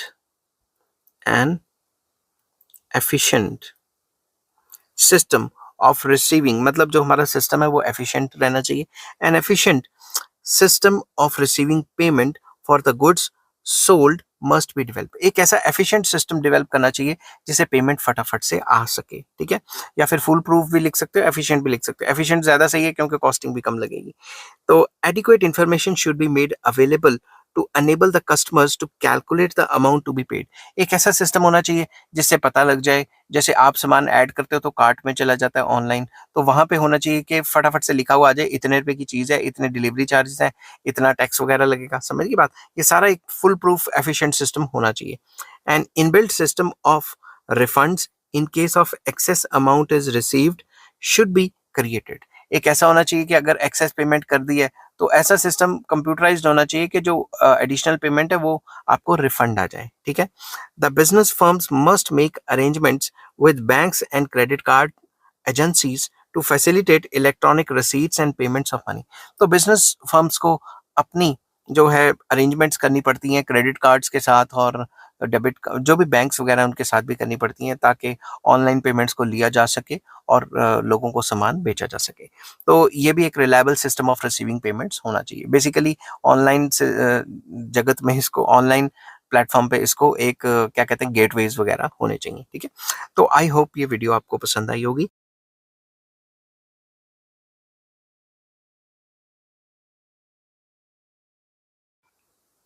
हेलो फ्रेंड्स, आज मैं आपके साथ कॉमर्स का एक और टॉपिक लेके आया हूं और टॉपिक का नाम है risks of e business.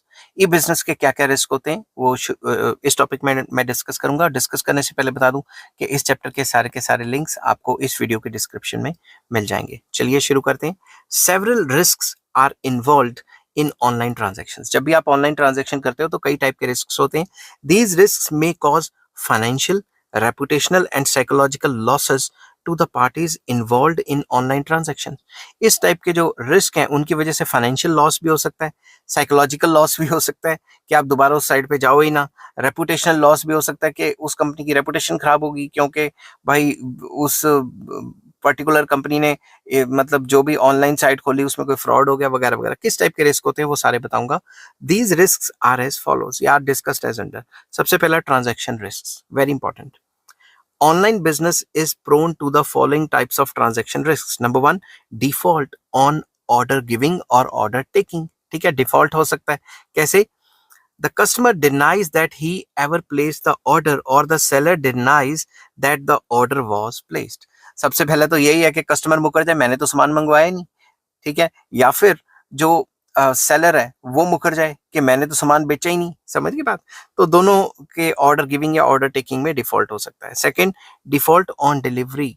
The intended delivery does not take place और goods are delivered at a wrong address और goods other than ordered are delivered. ऐसा भी हो सकता है कि आपने मंगाया कहीं और, चला गया कहीं और। ऐसा भी हो सकता है मंगाया कुछ और, आया कुछ और। तो डिफॉल्ट भी हो सकती है डिलीवरी में, ये भी एक पंगा रहता है। Next, default on payment. The customer claims that the payment was made but the seller does not get the payment for the goods supplied. Customer कह देगा भाई मेरे पैसे तो कट गए मगर वहां पहुंचे ही नहीं, फिर तो इस टाइप का डिफॉल्ट भी हो सकता है। तो in order to minimize these risks, the identity and location of the customer may be verified at the time of registration. तो जब भी वो उस पर्टिकुलर साइट में या सॉफ्टवेयर में रजिस्ट्रेशन करा रहा होगा तो कस्टमर की आइडेंटिटी जानना बहुत ज़रूरी है और उसकी लोकेशन जानना बहुत ज़रूरी है, ठीक है। इसलिए भी जब भी आप कोई नई ऐप में रजिस्टर करते हो तो आपको OTP वगैरह आता है ताकि आपका फ़ोन नंबर वेरीफाई किया जा सके।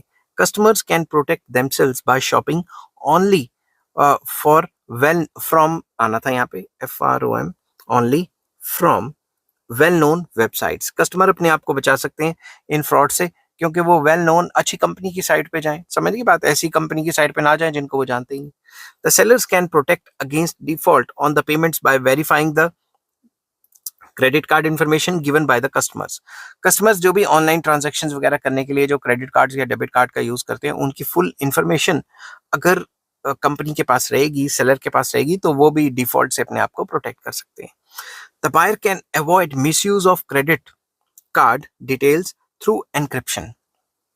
जो बायर्स हैं सॉरी, जो बायर्स हैं वो अपने जो क्रेडिट कार्ड है उसका मिसयूज ना हो जाए उसके थ्रू भी बच सकते हैं, एनक्रिप्शन के थ्रू। एनक्रिप्शन बेसिकली एक मॉडर्न टेक्नोलॉजी है जिसके थ्रू आप अपने क्रेडिट कार्ड को ट्रेस होने से बचा सकते हो, ठीक है। सिंपल वर्ड्स में आजकल इंडिया में ये सिस्टम है कि आप कोई भी क्रेडिट कार्ड से आप कोई भी करते हैं तो उसी टाइम आपके रजिस्टर्ड मोबाइल नंबर पे OTP आ जाता है और अगर OTP आप डालोगे तभी आपका वो ऑर्डर कंफर्म माना जाएगा, नहीं तो नहीं माना जाएगा, ठीक है।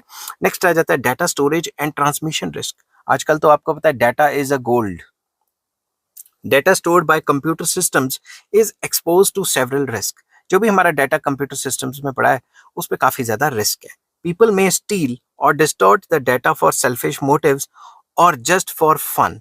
लोग जो है हमारा डाटा स्टील कर सकते हैं, हैक हुक कर सकते हैं, वायरस वगैरह डाल सकते हैं अपने मोटिव्स के लिए या जस्ट अपनी मौज मस्ती के लिए हमारा बैंड बजा सकते हैं, हमारा डाटा चोरी भी कर सकते हैं। वायरस जिसकी फुल फॉर्म है vital information user seize and hacking are well known threats. हमारे फोन को हैक किया जा सकता है, कंप्यूटर को हैक किया जा सकता है, वायरस आ सकता है, ये आजकल आम बात है।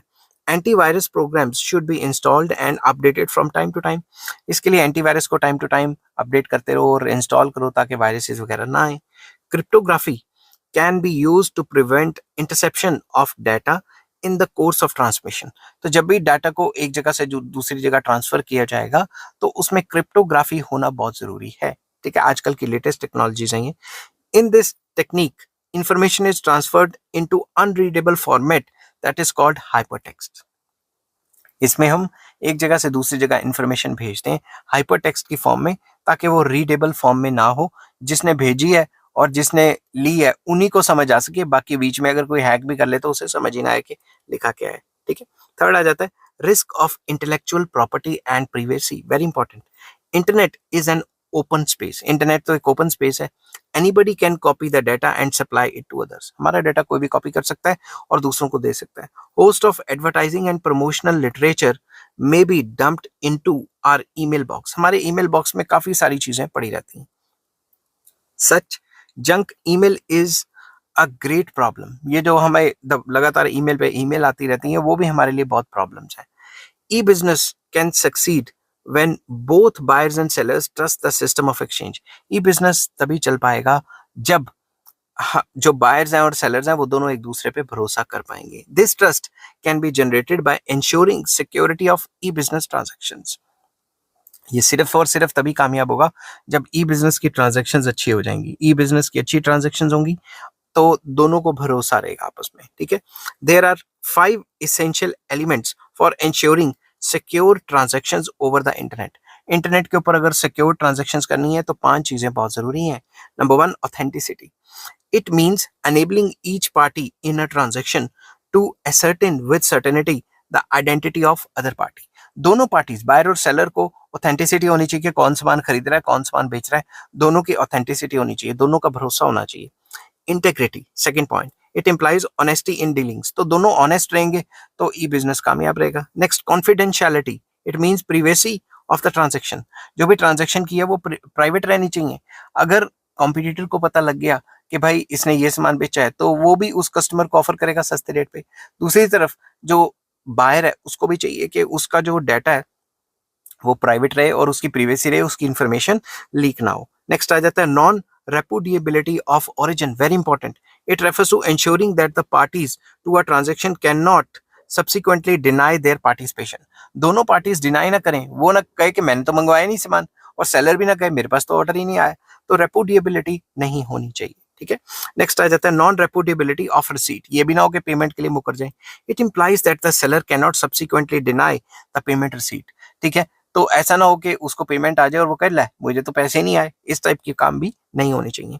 All the parties concerned with e-business must assume their responsibility to ensure security of transactions। दोनों की दोनों पार्टीज इंश्योर करे कि भाई अच्छी सिक्योरिटी है ट्रांजैक्शंस की, दोनों को एक दूसरे पे भरोसा होना चाहिए, तभी ई बिजनेस कामयाब होगा। आई होप ये वीडियो आपको पसंद आई होगी।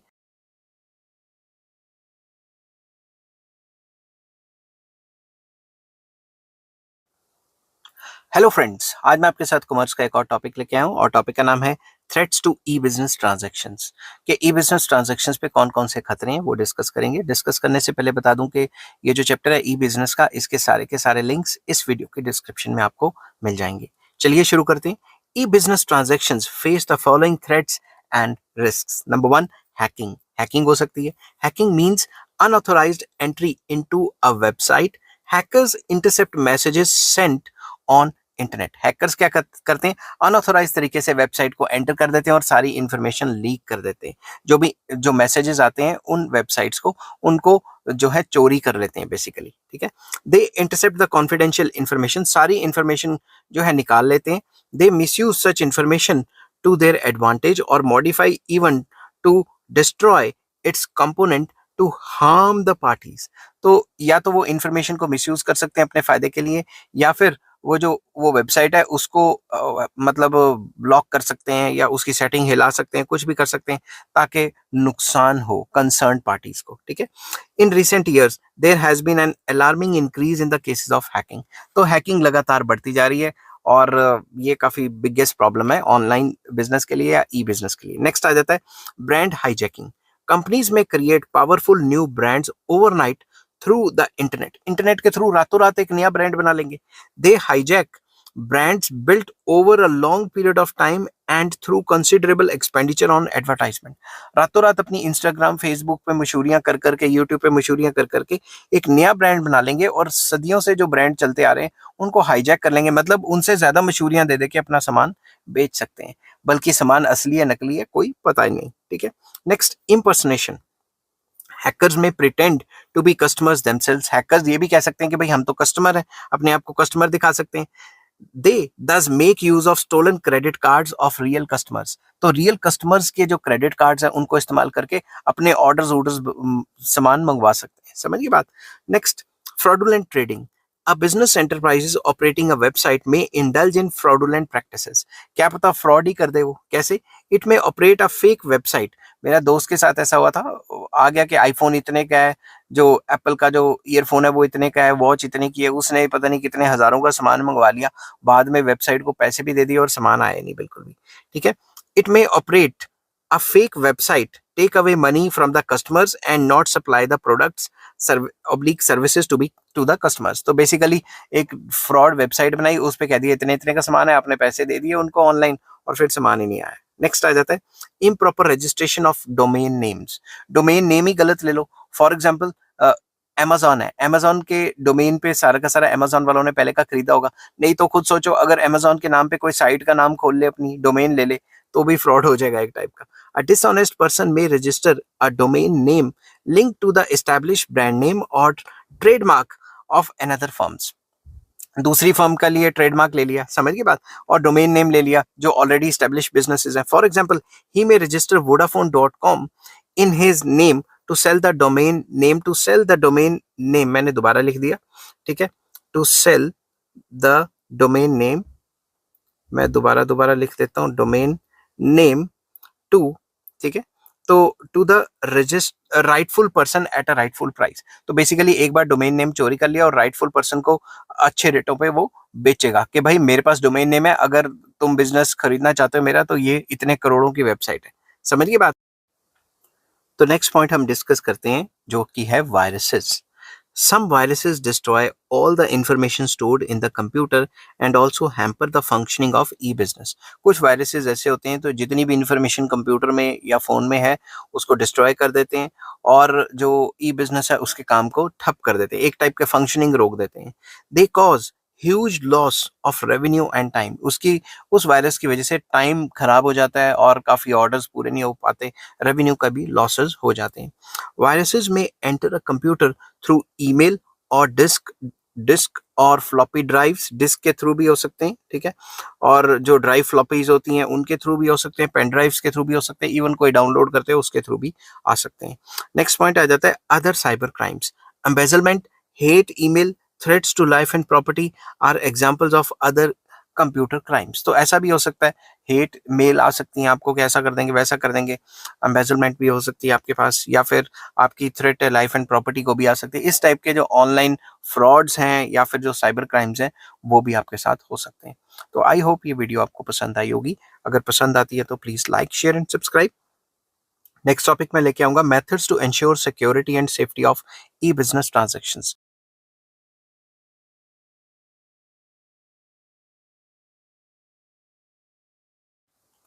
हेलो फ्रेंड्स, आज मैं आपके साथ कॉमर्स का एक और टॉपिक लेके आया हूं और टॉपिक का नाम है methods to ensure security and safety of e business transactions. तो इसको डिस्कस करेंगे, जैसे पेपर में लिखना है वैसे मैं बताऊंगा आपको। और शुरू करने से पहले बता दूं कि ई बिजनेस का जो चैप्टर है उसके सारे के सारे लिंक्स आपको इस वीडियो के डिस्क्रिप्शन में मिल जाएंगे। The following methods can be use to ensure security and safety of e business transactions. Number one, cyber crime cells. Very very important, cyber crime cells बनाने चाहिए गवर्नमेंट को, ताकि अगर कोई भी फ्रॉड वगैरह हो तो पता लग जाए, ठीक है। Government may set up special crime cells to look into the cases of hacking and take necessary action against hackers. तो सरकार को साइबर क्राइम सेल्स बनाने चाहिए और देखें कि किसने हैक किया और उसके खिलाफ एक्शंस लें. नेक्स्ट, एनक्रिप्शन और cryptography, very important. Encryption means converting the message into a code so that unauthorized person may not understand it. आपको पता है ना, व्हाट्सएप कहता है कि मैं एनक्रिप्शन मैसेज भेजता हूँ एंड टू एंड यूजर के लिए, कि जो मैंने आपको मैसेज भेजा या आपने मुझे मैसेज भेजा वो बीच में कोई हैक नहीं कर सकता, कोई पढ़ नहीं सकता, वो एनक्रिप्टेड होता है, मेरे जो है व्हाट्सएप में आएगा तभी वो खुल पाएगा. समझ की बात. Only the sender and the receiver of the message know the coding and encoding rules. समझ की बात. However, it is difficult to maintain absolute secrecy with the thousands of the users of e-business. मगर ये हजारों लोगों के साथ simultaneously करना काफी मुश्किल हो जाता है. Another alternate to maintain secrecy of business message is the private key. जैसे आपको कई बार अगर आप शेयर खरीदते हैं या फिर बैंक की ईमेल जाती हैं आपको, तो वो आपको कह देते हैं की है. की क्या होती है, उसकी पीडीएफ सेंड कर देते हैं, वो विदाउट पासवर्ड खुलती नहीं है. और पासवर्ड क्या होता है, या आपका डेट ऑफ बर्थ, आपके नाम के पहले 4 अक्षर उसको मिक्स मुक्स करके बनाया होता है. ठीक है, इस टाइप का पासवर्ड होता है. द प्राइवेट की is meant to decode the message in such a way that only recipient of the message knows it. तो जिसने ईमेल रिसीव किया, जैसे मान लो मैंने कल को कोई शेयर खरीदे या फिर कल को मैंने कोई बैंक ट्रांजैक्शंस की या मुझे मंथली बैंक की स्टेटमेंट चाहिए, मैंने ऑनलाइन मंगवा ली, मेरी ईमेल में आ गई. अब उसका पासवर्ड है, वो पासवर्ड प्रोटेक्टेड है, और पासवर्ड ऐसा होगा मेरे नाम के पहले 4 वर्ड और डेट ऑफ बर्थ का ये वो ऐड उड करके होंगी, ताकि सिर्फ मैं ही पढ़ सकूं. समझ की बात. नेक्स्ट आ जाता है digital signatures, very important. Under this method a coded digital certificate is issued for each message bye a certification authority. एक सर्टिफिकेशन अथॉरिटी होती है, वो इशू करती है डिजिटल सर्टिफिकेट के हाँ भाई ये फलां फलां वेरीफाइड पेमेंट है, फलां फलां जगह से आई है, ये सिक्योर्ड है. समझ की बात. The purpose is to check the identity of sender. तो मेन पर्पज ये होता है जो सेंडर है उसकी आइडेंटिटी को चेक किया जा सके. Whenever a message is received the hash function is checked to ensure that the contents of the message have not been altered. तो इसमें कई ऑप्शंस आ जाते हैं कि जो मैसेज के जो कंटेंट्स है वो कहीं ऑल्टर्ड तो नहीं है. Digitised signature is accepted as a legal proof of the transactions under the laws of some countries. कई कंट्रीज में ऐसे है कि जो डिजिटल सिग्नेचर्स हैं वो ये प्रूफ माना जाता है कि ट्रांजैक्शन हमने कर दी है, या हमने सामान मंगवा लिया, या हमने सामान भेज दिया. तो ये भी एक इंपॉर्टेंट तरीका है. नेक्स्ट आ जाता है थर्ड पार्टी इन्वॉल्वमेंट, कि भाई हम थर्ड पार्टी को इन्वॉल्व कर दें. अमेजॉन क्या एक टाइप की थर्ड पार्टी है, खुद तो सामान जो है वो इतना ज्यादा बनाता नहीं है. वो क्या करता है, सेलर्स को बुलाता है और बायर्स को बुलाता है, दोनों को मिला देता है, बीच में पेमेंट ले लेता है. जब वो उसको सामान रिसीव हो जाता है कंज्यूमर को, तो वो ओके कर देता है कि मेरे को रिसीव हो गया है, तो उसको पेमेंट रिलीज कर देता है और अपनी बीच में कमीशन खा जाता है. In order to ensure that parties to a transaction does not disown the transaction, a copy of the transaction is sent to a third party which is acceptable to be a party to transaction.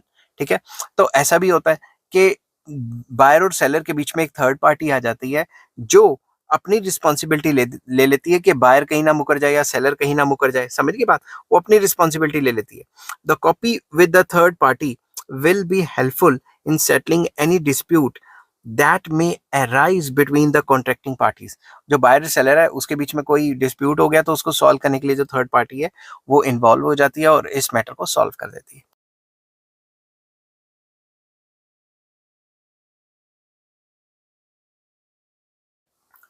Hello friends, आज मैं आपके साथ commerce का एक और topic लेके आया हूँ और टॉपिक का नाम है आउटसोर्सिंग. शुरू करने से पहले बता दूं कि इस चैप्टर के सारे लिंक्स आपको इस वीडियो के डिस्क्रिप्शन में मिल जाएंगे. चलिए शुरू करते हैं. Outsourcing means contracting out the non core activities and even the core activities to third party so as to benefit from the expertise and experience of the specialists. Outsourcing का मतलब है जो हमारे मेन काम है कंपनी के या फिर नॉन कोर एक्टिविटीज है उनको किसी और एक्सपर्ट बंदे को थर्ड पार्टी को दे देना ताकि हमें एफिशिएंसी अटेन हो सके, ताकि हम उसकी एक्सपर्ट सर्विसेज या एक्सपर्ट नॉलेज का फायदा उठा सकें. समझ की बात. The specialist is known as the outsourcer and the company appointing it is called outsourced. समझ की बात. जो एक्सपर्ट बंदा है, स्पेशलिस्ट है, उसको आउटसोर्सर कहेंगे, और जो कंपनी अपॉइंट कर रही है, जो कंपनी अपॉइंट कर रही है इस आउटसोर्सर को, उसको आउटसोर्स्ड कहेंगे. ठीक है. आउटसोर्सिंग includes both बीपीओस जिसको बिजनेस प्रोसेस आउटसोर्सिंग कहा जाता है, एंड केपीओस जिसको नॉलेज प्रोसेस आउटसोर्सिंग कहा जाता है। तो आउटसोर्सिंग बीपीओ में भी हो सकती है, केपीओ में भी हो सकती है, ठीक है।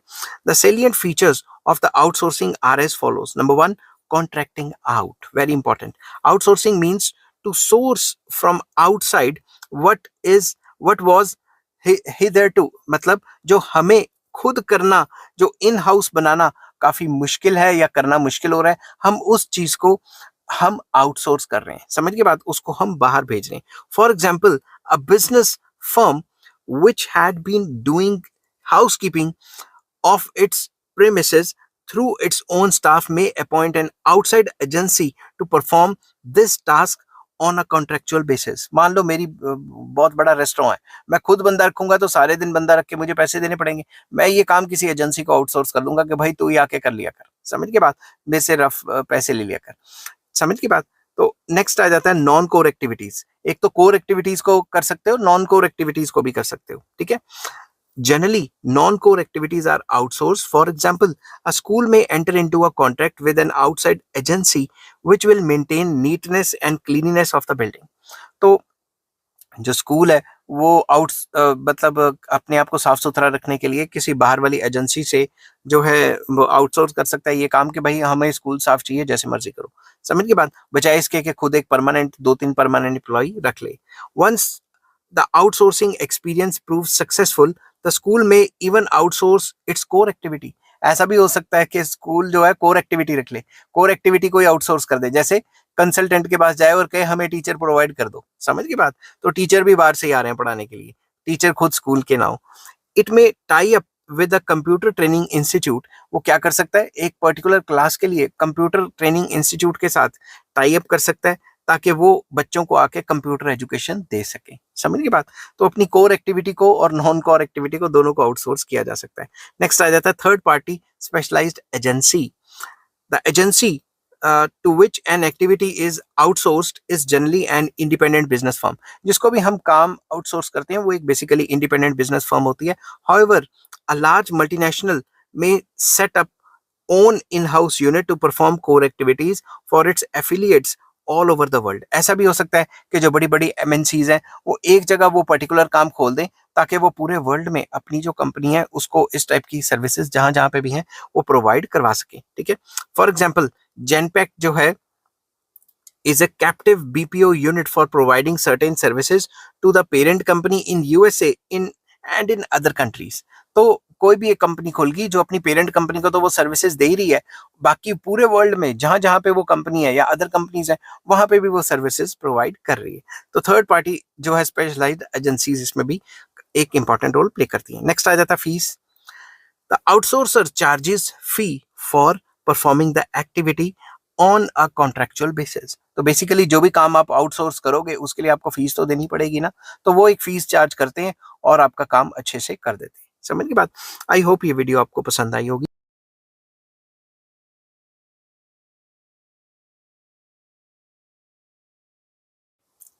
हेलो फ्रेंड्स, आज मैं आपके साथ कॉमर्स का एक और टॉपिक लेके आया हूँ और टॉपिक का नाम है नीड फॉर आउटसोर्सिंग। हमें आउटसोर्सिंग क्यों चाहिए इसको डिस्कस करेंगे। डिस्कस करने से पहले बता दूं कि इस चैप्टर के सारे लिंक्स आपको इस वीडियो के डिस्क्रिप्शन में मिल जाएंगे। Outsourcing offers the following benefits. क्या क्या बेनिफिट है। Number one, improvement in productivity and service quality. Outsourcing support services helps to increase productivity by providing access to a high level of expertise। हम वही काम outsource कर रहे हैं जो हम अच्छे से नहीं कर पा रहे और दूसरे को दे रहे हैं जो हमसे ज्यादा एक्सपर्ट है वो काम करने के लिए। इससे प्रोडक्टिविटी बढ़ती है। The service provider is an expert in the concerned area. Often this expertise is not available easily with in the company itself. और ये जो काम है ये कंपनी के बीच में इतना अच्छे से नहीं हो पा रहा जो कंपनी के बाहर अच्छे से हो पा रहा है। समझ की बात। Changing customer demands can be met through advance technology and expertise of the outsider. तो जो आउटसाइडर है वो अपने काम में एकदम एक्सपर्ट है और टेक्नोलॉजी के साथ साथ जैसे जैसे डिमांड्स चेंज हो रही हैं तो हम वो पर्टिकुलर काम आउटसोर्स कर देंगे बजाय इसके कि वो हम कंपनी के बीच में करना शुरू करें क्योंकि हमें उसकी कॉस्टिंग ज्यादा पड़ेगी। सेकेंड आ जाता है रिडक्शन इन कॉस्ट। वही वाली बात दोबारा।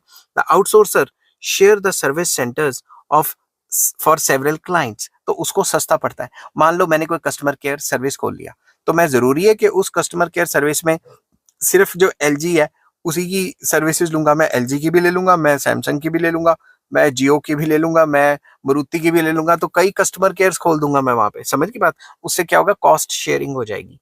Therefore the clients company benefits from economies of scale, तो उनको इकोनॉमीज ऑफ स्केल से बेनिफिट होता है, सर्विसेज काफी सस्ती मिल जाती हैं। Case studies have shown cost savings of 10 to 20%। Case studies ये दिखाती हैं कि आउटसोर्स करके काम 10 से 20% के करीब कॉस्ट सेविंग हो जाती है। The client companies is also able to understand the true cost of the service being provided. उनको भी ये पता लग जाता है कि असल में मार्केट में इस सर्विस का ये रेट चल रहा है, समझ की बात। नेक्स्ट आ जाता है opportunity to focus on core business. तो उन्होंने कस्टमर केयर की सर्विसेज जो मेन मेन कंपनियां उन्होंने किसी और को दे दी ताकि वो अपने मेन बिजनेस में फोकस कर सके। अगर कस्टमर केयर के लिए अलग से बिल्डिंग बनाएंगे, बंदे रखेंगे, उनकी कॉस्टिंग बहुत ज्यादा पड़ जाएगी। The client company is able to focus on its core processes by outsourcing non core and routine processes. वो अपना मेन काम तो खुद करते हैं, जो इधर उधर के काम है वो बाहर आउटसोर्स कर सकते देते हैं। For example, by outsourcing advertise services या advertising services, a company can focus better on the function of selling its products and services। तो मशहूरी बनाने का या मशहूरी करने का काम किसी और एजेंसी को दे दिया जाता है, आउटसोर्स कर दिया जाता है। नेक्स्ट आ जाता है improved accountability। The outsourcer assumes responsibility for the total process. जो भी उसको प्रोसेस मिला है सारी रिस्पॉन्सिबिलिटी उसी की हो जाती है जिसको हमने काम आउटसोर्स किया है। He provides the expertise at a fee, क्योंकि उसे तो वो मुफ्त में तो काम नहीं ना करेगा, वो पैसे लेगा। Therefore he is more responsible for the quality of service provided than provided than the internal staff of the client company. ठीक है, तो जो अगर हम अपने पास बंदे रखते तो क्या पता वो इतनी एफिशिएंसी से काम ना कर पाते। अगर हमने काम आउटसोर्स कर दिया तो वो और ज्यादा एफिशिएंसी से काम करेंगे, क्योंकि वो तो फीस पे काम कर रहे हैं, समझ की बात। उनको तो जो है पैसे मिल रहे हैं काम करने के। अब पैसे तो जो एम्प्लॉयज है उनको भी मिलते हैं, मगर कई बार वो सुस्ती डाल सकते हैं, मगर जो बाहर वाला बंदा है, जो आउटसोर्सर है, वो सुस्ती नहीं डालेगा। ठीक है, next benefits of latest development. The outsourcer maintains a world-class information technology infrastructure and maintains in touch with the latest development in its area of expertise। उसके पास latest technology होती है अपने काम की। Therefore, the client company gets the benefit of new technology and developments from time to time। तो जो client company है उनको काफी फायदा होता है, उसको खुद का इंफ्रास्ट्रक्चर नहीं लगाना पड़ता। वो जो आउटसोर्सर है उसके पास लेटेस्ट टेक्नोलॉजी होती है, उसका फायदा उठा लेते हैं। ठीक है, नेक्स्ट आ जाता है expansion and growth. Outsourcing helps to reduce the investment which can be utilized for expanding core activities of the firm। अगर कंपनी को पैसा लगाना पड़ता, जो काम आउटसोर्स कर रही है, खुद के केपीओज या बीपीओज खोलने पड़ते, उसमें ज्यादा पैसा लग जाता। अब क्या करना पड़ रहा है कंपनी को, आप कंपनी को जो मेन एक्टिविटीज है वो उस पर फोकस कर रही है, और जो इधर उधर की एक्टिविटीज थी उनको उन्होंने आउटसोर्स कर दिया, जिसकी वजह से वो पैसा बच गया, और जो पैसा बच जाएगा वो अपनी कोर एक्टिविटीज में लगा सकती है। मोर ओवर आउटसोर्सिंग फैसिलिटीज, फिर से पढ़ता हूँ, more over outsourcing facilities knowledge sharing and, जिसमें कि आउटसोर्सिंग फैसिलिटीज कॉमा आना था यहाँ, knowledge sharing and collaborating learning. ये क्या बात बनी, ये कोई बात नहीं बनी। मोर ओवर आउटसोर्सिंग फैसिलिटेट्स आना था यहाँ पे, रुको 2 मिनट, फैसिलिटेट्स। ठीक है, ये मैच चल रहा होता है ना जब, तो ऐसे ही होता है, मैच को देखते देखते जो वीडियो बनाई जाती है, तो मैं जब रीड कर रहा होता हूँ ताकि मुझे पता लग जाता है कहाँ पे गलती हुई। तो इससे क्या होता है, आउटसोर्सिंग हमें फैसिलिटेट करता है कि हमें नॉलेज शेयरिंग भी हो जाती है और कोलैबोरेटिव लर्निंग भी हो जाती है। दोनों सीखते हैं ना, जो आउटसोर्सर है या आउटसोर्स्ड है, दोनों के दोनों सीखते हैं। It helps to maintain competitive edge. इससे हमें कंपटीशन में लगातार बने रहने की हिम्मत आ जाती है, क्योंकि हमारी कॉस्ट सेविंग हो जाती है। नेक्स्ट आ जाता है boost to economy. Offshore outsourcing provides fillip मतलब एक बढ़ावा दिया जाता है एंटरप्रेन्योरशिप को, एम्प्लॉयमेंट एंड एक्सपोर्ट्स को इन द होस्ट कंट्रीज। जैसे इंडिया में या एशियन कंट्रीज में काफी बीपीओज केपीओज खुले हुए हैं, तो इन कंट्रीज में एम्प्लॉयमेंट बढ़ रही है, एंटरप्रेन्योरशिप वगैरह बढ़ रही है। For example, India has gain tremendously from global outsourcing of IT enabled services. India में आईटी अनेबल्ड सर्विसेज बहुत ज्यादा है, सर्विसेज प्रोवाइड कराई जाती हैं, सॉफ्टवेयर बना बना के देते हैं, साइट्स बना बना के, वेबसाइट बना बना के देते हैं, तो इंडिया का इकोनॉमी को काफी ज्यादा बूस्ट मिला है। ठीक है, तो आई होप ये वीडियो आपको पसंद आई होगी।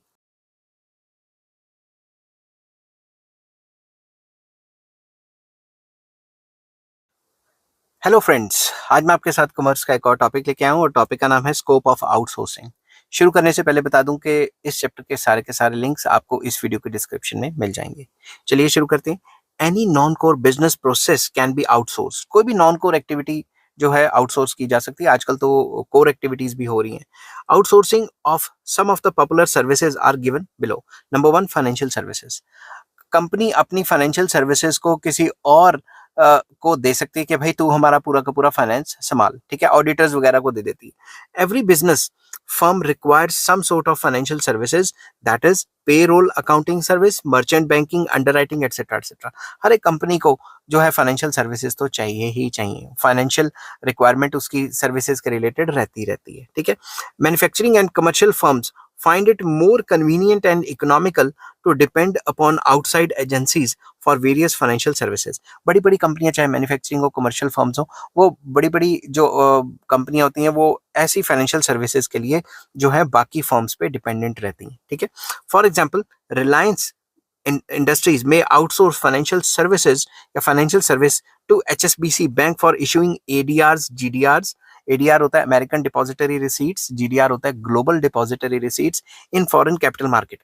अगर रिलायंस ने अपने शेयर्स मान लो अमेरिका में या मतलब यूके वगैरह में लॉन्च करने हैं, तो उसको ये अपना फाइनेंशियल सर्विस का काम किसको, ये जो फाइनेंशियल काम है वो किसी रिनाउंड इंटरनेशनल लेवल पे बैंक को देना पड़ेगा।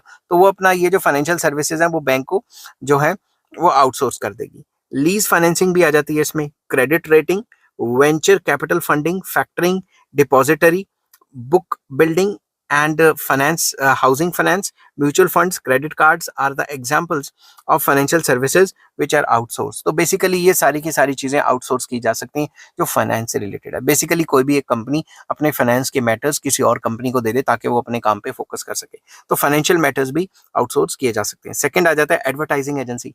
एक कंपनी है वो अपनी एडवर्टाइज करना चाहती है मगर वो उस पर टाइम मनी एफर्ट लगाना, मतलब ज्यादा टाइम और एफर्ट लगाना नहीं चाहती, वो किसी एडवर्टाइजमेंट एजेंसी को हायर कर लेगी जो उसके बिहाफ पे सारा काम करेगी।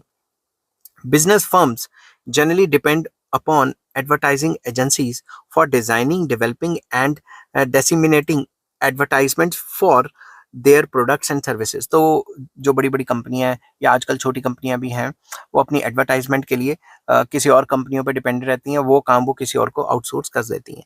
सम big advertisers such as Coca Cola, Pepsi, Hindustan Lever etcetera have arrangements with advertising agencies. जो बड़ी बड़ी फर्म्स हैं उनके भी हैं, आजकल तो छोटी छोटी फर्म्स के भी हैं। Under this agreement the advertising agency undertakes to provide all services concerning advertising, that is design करती हैं एडवर्टाइजमेंट को, फिल्म प्रोडक्शन भी करती हैं, मीडिया प्लानिंग करती हैं, एटसेट्रा करती हैं, और ये देखती हैं कि रिटर्न ऑन पेमेंट उनको in return for a payment, मतलब सारा काम कर देंगी, एडवर्टाइज करेंगी या वीडियोग्राफी बना लेंगी टीवी के लिए, इंटरनेट के लिए, और उसके बदले पैसे ले लेंगी। समझ की बात। नेक्स्ट आ जाता है courier service. Big business firms have to send letters, parcel, etc. to large numbers। मतलब बड़ी बड़ी फर्म्स को बहुत ज्यादा जो है सामान इधर से उधर भेजना पड़ता है, चिट्ठियां भेजनी पड़ती हैं, लेटर्स भेजनी पड़ती हैं। They make use of services offered by courier firms such as DTH, direct to home, और ओवरनाइट एक्सप्रेस एटसेट्रा एटसेट्रा। तो बेसिकली जो भी DTH सर्विसेज हैं या ओवरनाइट सर्विसेज हैं, एक कोरियर को हायर कर लेते हैं थर्ड पार्टी को कि भाई तुम हमारा सारा काम जो है कम्युनिकेशन का काम तुम संभाल लो, ताकि एक जगह से दूसरी जगह जो भी सामान हमारा आना जाना है वो तुम हैंडल करो, ठीक है। These courier firms collect all articles to be deposited from the offices of the clients firm and dispatch them to their destinations at a much faster speed than the post offices. तो post offices से ज्यादा speed पे ये courier services provide की जाती हैं। तो आप इन सर्विसेज को अगर अच्छा बिजनेस चला रहे तो इन सर्विसेज को भी आउटसोर्स कर सकते हैं। नेक्स्ट आ जाता है कस्टमर सपोर्ट सर्विस, सबसे इंपॉर्टेंट चीज। Several services are offered to customers to support the purchase and use of the product. काफी टाइप की सर्विसेज प्रोवाइड कराई जाती हैं कस्टमर्स को जब वो सामान खरीद लेते हैं, ताकि वो अच्छा इस्तेमाल कर सकें और उनको कोई प्रॉब्लम आ रही है वो भी हैंडल हो सके। Companies are realising that customer service is an excellent way to achieve competitive advantage in a highly competitive market। कि इतना ज्यादा कंपटीशन है इस मार्केट में, अगर सर्वाइव करना है तो कस्टमर को खुश रखना बहुत जरूरी है। Customers need home delivery service, repair and maintenance services, consumer durables, information and counseling about the alternative brands that best meet their needs, etc etc। तो कस्टमर देखते हैं कि भाई कौन सी जो जब भी आप कोई सामान खरीदते हो या कोई कार खरीदते हो या कोई चीज खरीदते हो, आप कहते हो सर्विस सेंटर तो आसपास है ना, तो ऐसी सर्विसेज प्रोवाइड कराई जाती हैं। और ये सर्विस सेंटर अब मान लो एप्पल का है तो वो एप्पल थोड़ी ना चला रहा है, वो तो किसी थर्ड पार्टी को दे देगा कि भाई तू मेरे नाम पे चला। समझ की बात। Business firms can concentrate on the sales functions by outsourcing customer support services। वो जो भी customer support services है उनको outsource कर सकते हैं। For example, GE Capital and other companies have set up call centers in India to provide support services to their customers in different countries. तो बाहर की कई कंपनियां उन्होंने अपने कस्टमर केयर की सर्विस इंडिया में दी हुई है, तो इंडिया में जो लोगों के पास ऐसा इंफ्रास्ट्रक्चर है उनके साथ वो एग्रीमेंट कर लेते हैं, और जब भी कोई फॉरेनर कॉल करता है तो वो इंडिया या फिर एशियन कंट्रीज पे ही मिलती है। तो कस्टमर सपोर्ट सर्विस को भी हम आउटसोर्स कर सकते हैं। आई होप ये वीडियो आपको पसंद आई होगी। अगर पसंद आती है तो please like, share and subscribe. इस चैप्टर के सारे लिंक्स आपको इस वीडियो के डिस्क्रिप्शन में मिल जाएंगे।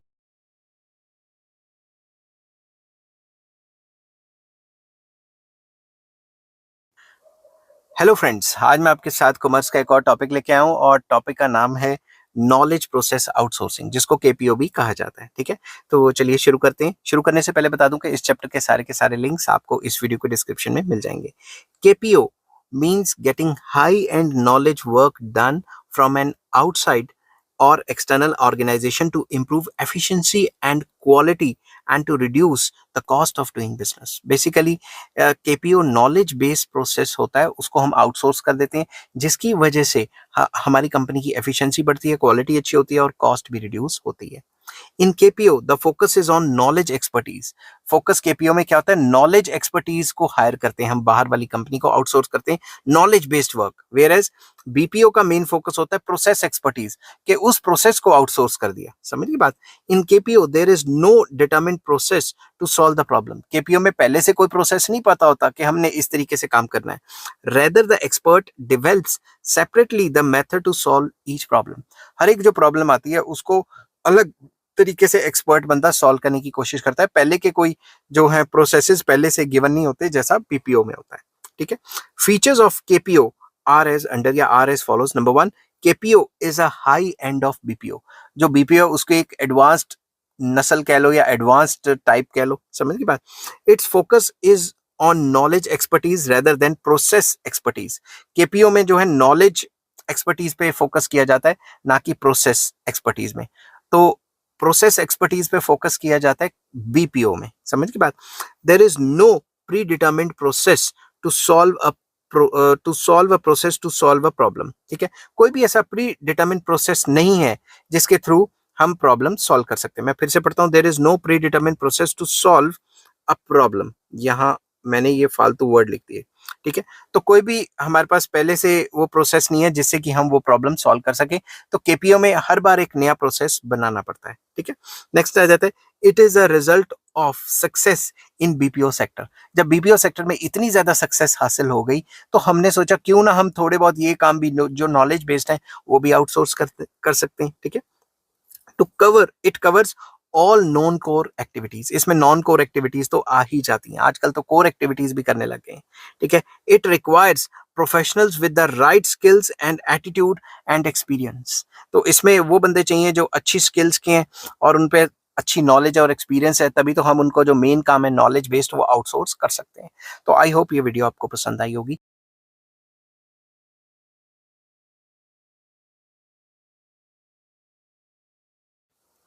हेलो फ्रेंड्स, आज मैं आपके साथ कॉमर्स का एक और टॉपिक लेके आया हूँ। टॉपिक का नाम है सर्विसेज ऑफर्ड या services covered under KPO. Knowledge process outsourcing के अंडर कौन कौन सी सर्विसेज जो हैं वो आ जाती हैं, वो हम करेंगे। Number one, business and technical analysis. जो बिजनेस एनालिसिस है या टेक्निकल एनालिसिस है, ये सर्विस भी आउटसोर्स की जा सकती है केपीओ के under. Business and market research ये भी की जा सकती है। रिसर्च एंड डेवलपमेंट की जा सकती है। राइटिंग एंड कंटेंट डेवलपमेंट ये भी आप जो है आउटसोर्स कर सकते हो। एनिमेशन एंड डिजाइन को आउटसोर्स कर सकते हो। लीगल सर्विसेज को आउटसोर्स कर सकते हो। ट्रेनिंग एंड कंसल्टेंसी को आउटसोर्स कर सकते हो। और इंटेलेक्चुअल प्रॉपर्टी सर्विसेज, इनको भी आप केपीओ के थ्रू आउटसोर्स कर सकते हो। समझ की बात।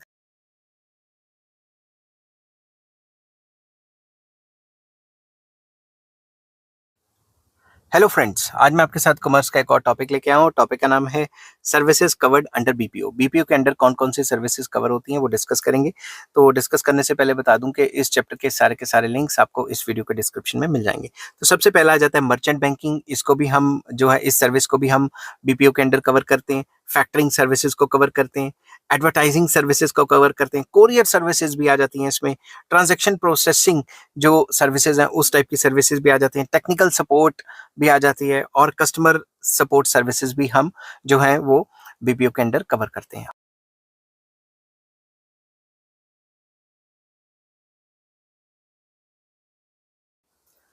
हेलो फ्रेंड्स, आज मैं आपके साथ कॉमर्स का एक और टॉपिक लेके आया हूँ और टॉपिक का नाम है स्मार्ट कार्ड्स। तो चलिए शुरू करते हैं। शुरू करने से पहले बता दूं कि इस चैप्टर के सारे लिंक्स आपको इस वीडियो के डिस्क्रिप्शन में मिल जाएंगे। चलिए शुरू करते हैं। A smart card is a typically pocket sized card. ये एक पॉकेट साइज का कार्ड होता है। It is a plastic card that contains an enabled computer chip, either a memory or microprocessor type that stores and transacts data. इसके अंदर एक chip लगा होता है जिसके अंदर सारा का सारा हमारा डाटा होता है। ठीक है, this data is usually associated with either value information और both and is stored and processed within the card chip. तो बेसिकली इस कार्ड के अंदर एक चिप होता है, उसके अंदर सारी हमारी इंफॉर्मेशन या डाटा वगैरह होता है और वो स्टोर होता है। समझिए बात, वही बात घुमा फिरा के। The card data is transacted via a reader that is a part of computing system. तो कार्ड को रीड किया जा सकता है। एक कार्ड रीडर होता है, जैसे आप कहते हैं ना स्वाइप की मशीन लेके आओ, या आजकल तो क्या कहते हैं बाय एयर भी हो जाता है, सिर्फ टच करना होता है अपने कार्ड को। ठीक है, systems that are enhanced with smart cards are in the use today throughout the several key applications including healthcare, banking, entertainment, transportation etcetera etcetera. तो आजकल हर एक जगह कार्ड है। इवन होटल में जाते हो वहां पे भी आपको कार्ड दे देते हैं, कार्ड से आप अपना दरवाजा खोल सकते हो अपने रूम का। तो अब यूटिलिटी क्या है स्मार्ट कार्ड्स की? Number one, smart card can be used as electronic wallet. इसको आप इलेक्ट्रॉनिक वॉलेट की तरह यूज कर सकते हो। The card can be use for electronic cash payments. आप कहीं भी गए कैश पेमेंट कर दी। The smart card chips is loaded with funds to pay at different retail outlets. Basically जो आपके पास स्मार्ट कार्ड्स हैं, एटीएम ऊटीएम है, आप जाके कहीं पे भी आप जाके वो मतलब स्वाइप कर सकते हो और सामान खरीद सकते हो। सेकेंड पॉइंट जो आ जाता है स्मार्ट कार्ड के अंदर, वो आ जाता है smart card is use for personal identification such as driver's licence card, patient card, voter card etcetera. तो ये कार्ड भी आजकल सारे के सारे जो है स्मार्ट कार्ड बन रहे हैं, जिनमें चिप्स होता है और सारा डाटा हमारा उसमें सेव्ड होता है। It can easily provide authentic digital identification. इससे पता लग जाता है कि कौन कहाँ है, कौन सा पेशेंट है, कौन सा ड्राइवर है, या कौन सा वोटर कार्ड में कौन सा वोटर है। ये सारी इंफॉर्मेशन उसके अंदर चिप के अंदर होती है। थर्ड पॉइंट आ जाता है smart card can serve as prepayment card for households, ATM cards, fuel cards और mobile phone sims etcetera etcetera. Even sim card भी स्मार्ट कार्ड ही होता है। तो ये सारे के सारे प्रीपेड चीजें भी आजकल आनी शुरू हो गई, ये आपको पता ही है। ठीक है, next, smart health cards can help to ensure privacy and security of patient information. तो आजकल अगर आप डेवलप कंट्रीज में जाते हैं, उनके स्मार्ट कार्ड बने होते हैं कंसर्न जो है कंसर्न्ड हॉस्पिटल्स के, तो उनके अंदर पूरी की पूरी इंफॉर्मेशन स्टोर होती है। तो हमेशा आपको सारे दिन फाइलें लेके घूमने की जरूरत नहीं पड़ती। सिर्फ स्मार्ट कार्ड को टच करवाया जाता है या मशीन के अंदर डाल के उनकी इंफॉर्मेशन रीड की जाती है। तो आपको इतने सारे अपने जो टेस्ट हुए हैं, ये हुए वो हैं, सारी फाइलें जो हैं आपके वेरियस डॉक्यूमेंट्स की, वो लेने की जरूरत नहीं पड़ती। नेक्स्ट पॉइंट आ जाता है smart card can B issued to students in schools and colleges to track their attendance। Smart card आजकल आ गए हैं, वो अटेंडेंस को ट्रैक करने के लिए भी हो सकते हैं। ठीक है, आप जब भी क्लास में जा रहे हैं तो स्वाइप करें या फिर जो है मशीन से टच कर दें, पता लग जाएगा, आपकी अटेंडेंस लग जाएगी। ठीक है, smart card can be used to communicate with external agencies which is card reading devices etcetera, that is ATM या टिकट रीडर एटसेट्रा एटसेट्रा। तो स्मार्ट कार्ड से क्या होता है, कम्युनिकेशन ही करनी है ना बेसिकली, दो डिफरेंट जो है पार्टीज के बीच में। तो इसके बीच में कम्युनिकेट करने के लिए जो है एडिशनल एक्सटर्नल एजेंसीज भी आ जाती हैं, जो ऐसे स्मार्ट कार्ड रीडर्स बनाती हैं या एटीएम रीडर्स बनाती हैं, एटीएम्स को मेंटेन करती हैं या टिकट रीडर्स बनाती हैं। तो थर्ड पार्टीज की इन्वॉल्वमेंट भी इसमें हो जाती है। Smart cards can be programmed with various facilities such as medical information, banking credentials etc etc। तो इनको वेरियस जगह पे इस्तेमाल किया जा सकता है। इसका स्कोप काफ़ी ज़्यादा वाइड है। तो मेरे को काफ़ी मैसेजेस आ रहे थे कि स्मार्ट कार्ड्स के ऊपर बनाओ। एक बच्चे का मैसेज आया कि स्मार्ट कार्ड के ऊपर बनाओ, इसको किस हिसाब से 6 मार्क्स के हिसाब से लिखना है या 3 मार्क्स के हिसाब से लिखना है, उस हिसाब से आप पेश करो। तो मैंने उस तरीके से आपको ये क्वेश्चन लिख के बता दिया। आई होप ये वीडियो आपको पसंद आई होगी। अगर पसंद आती है तो please like, share and subscribe. इस चैप्टर के सारे लिंक्स आपको इस वीडियो के डिस्क्रिप्शन में मिल जाएंगे। Take care, bye bye.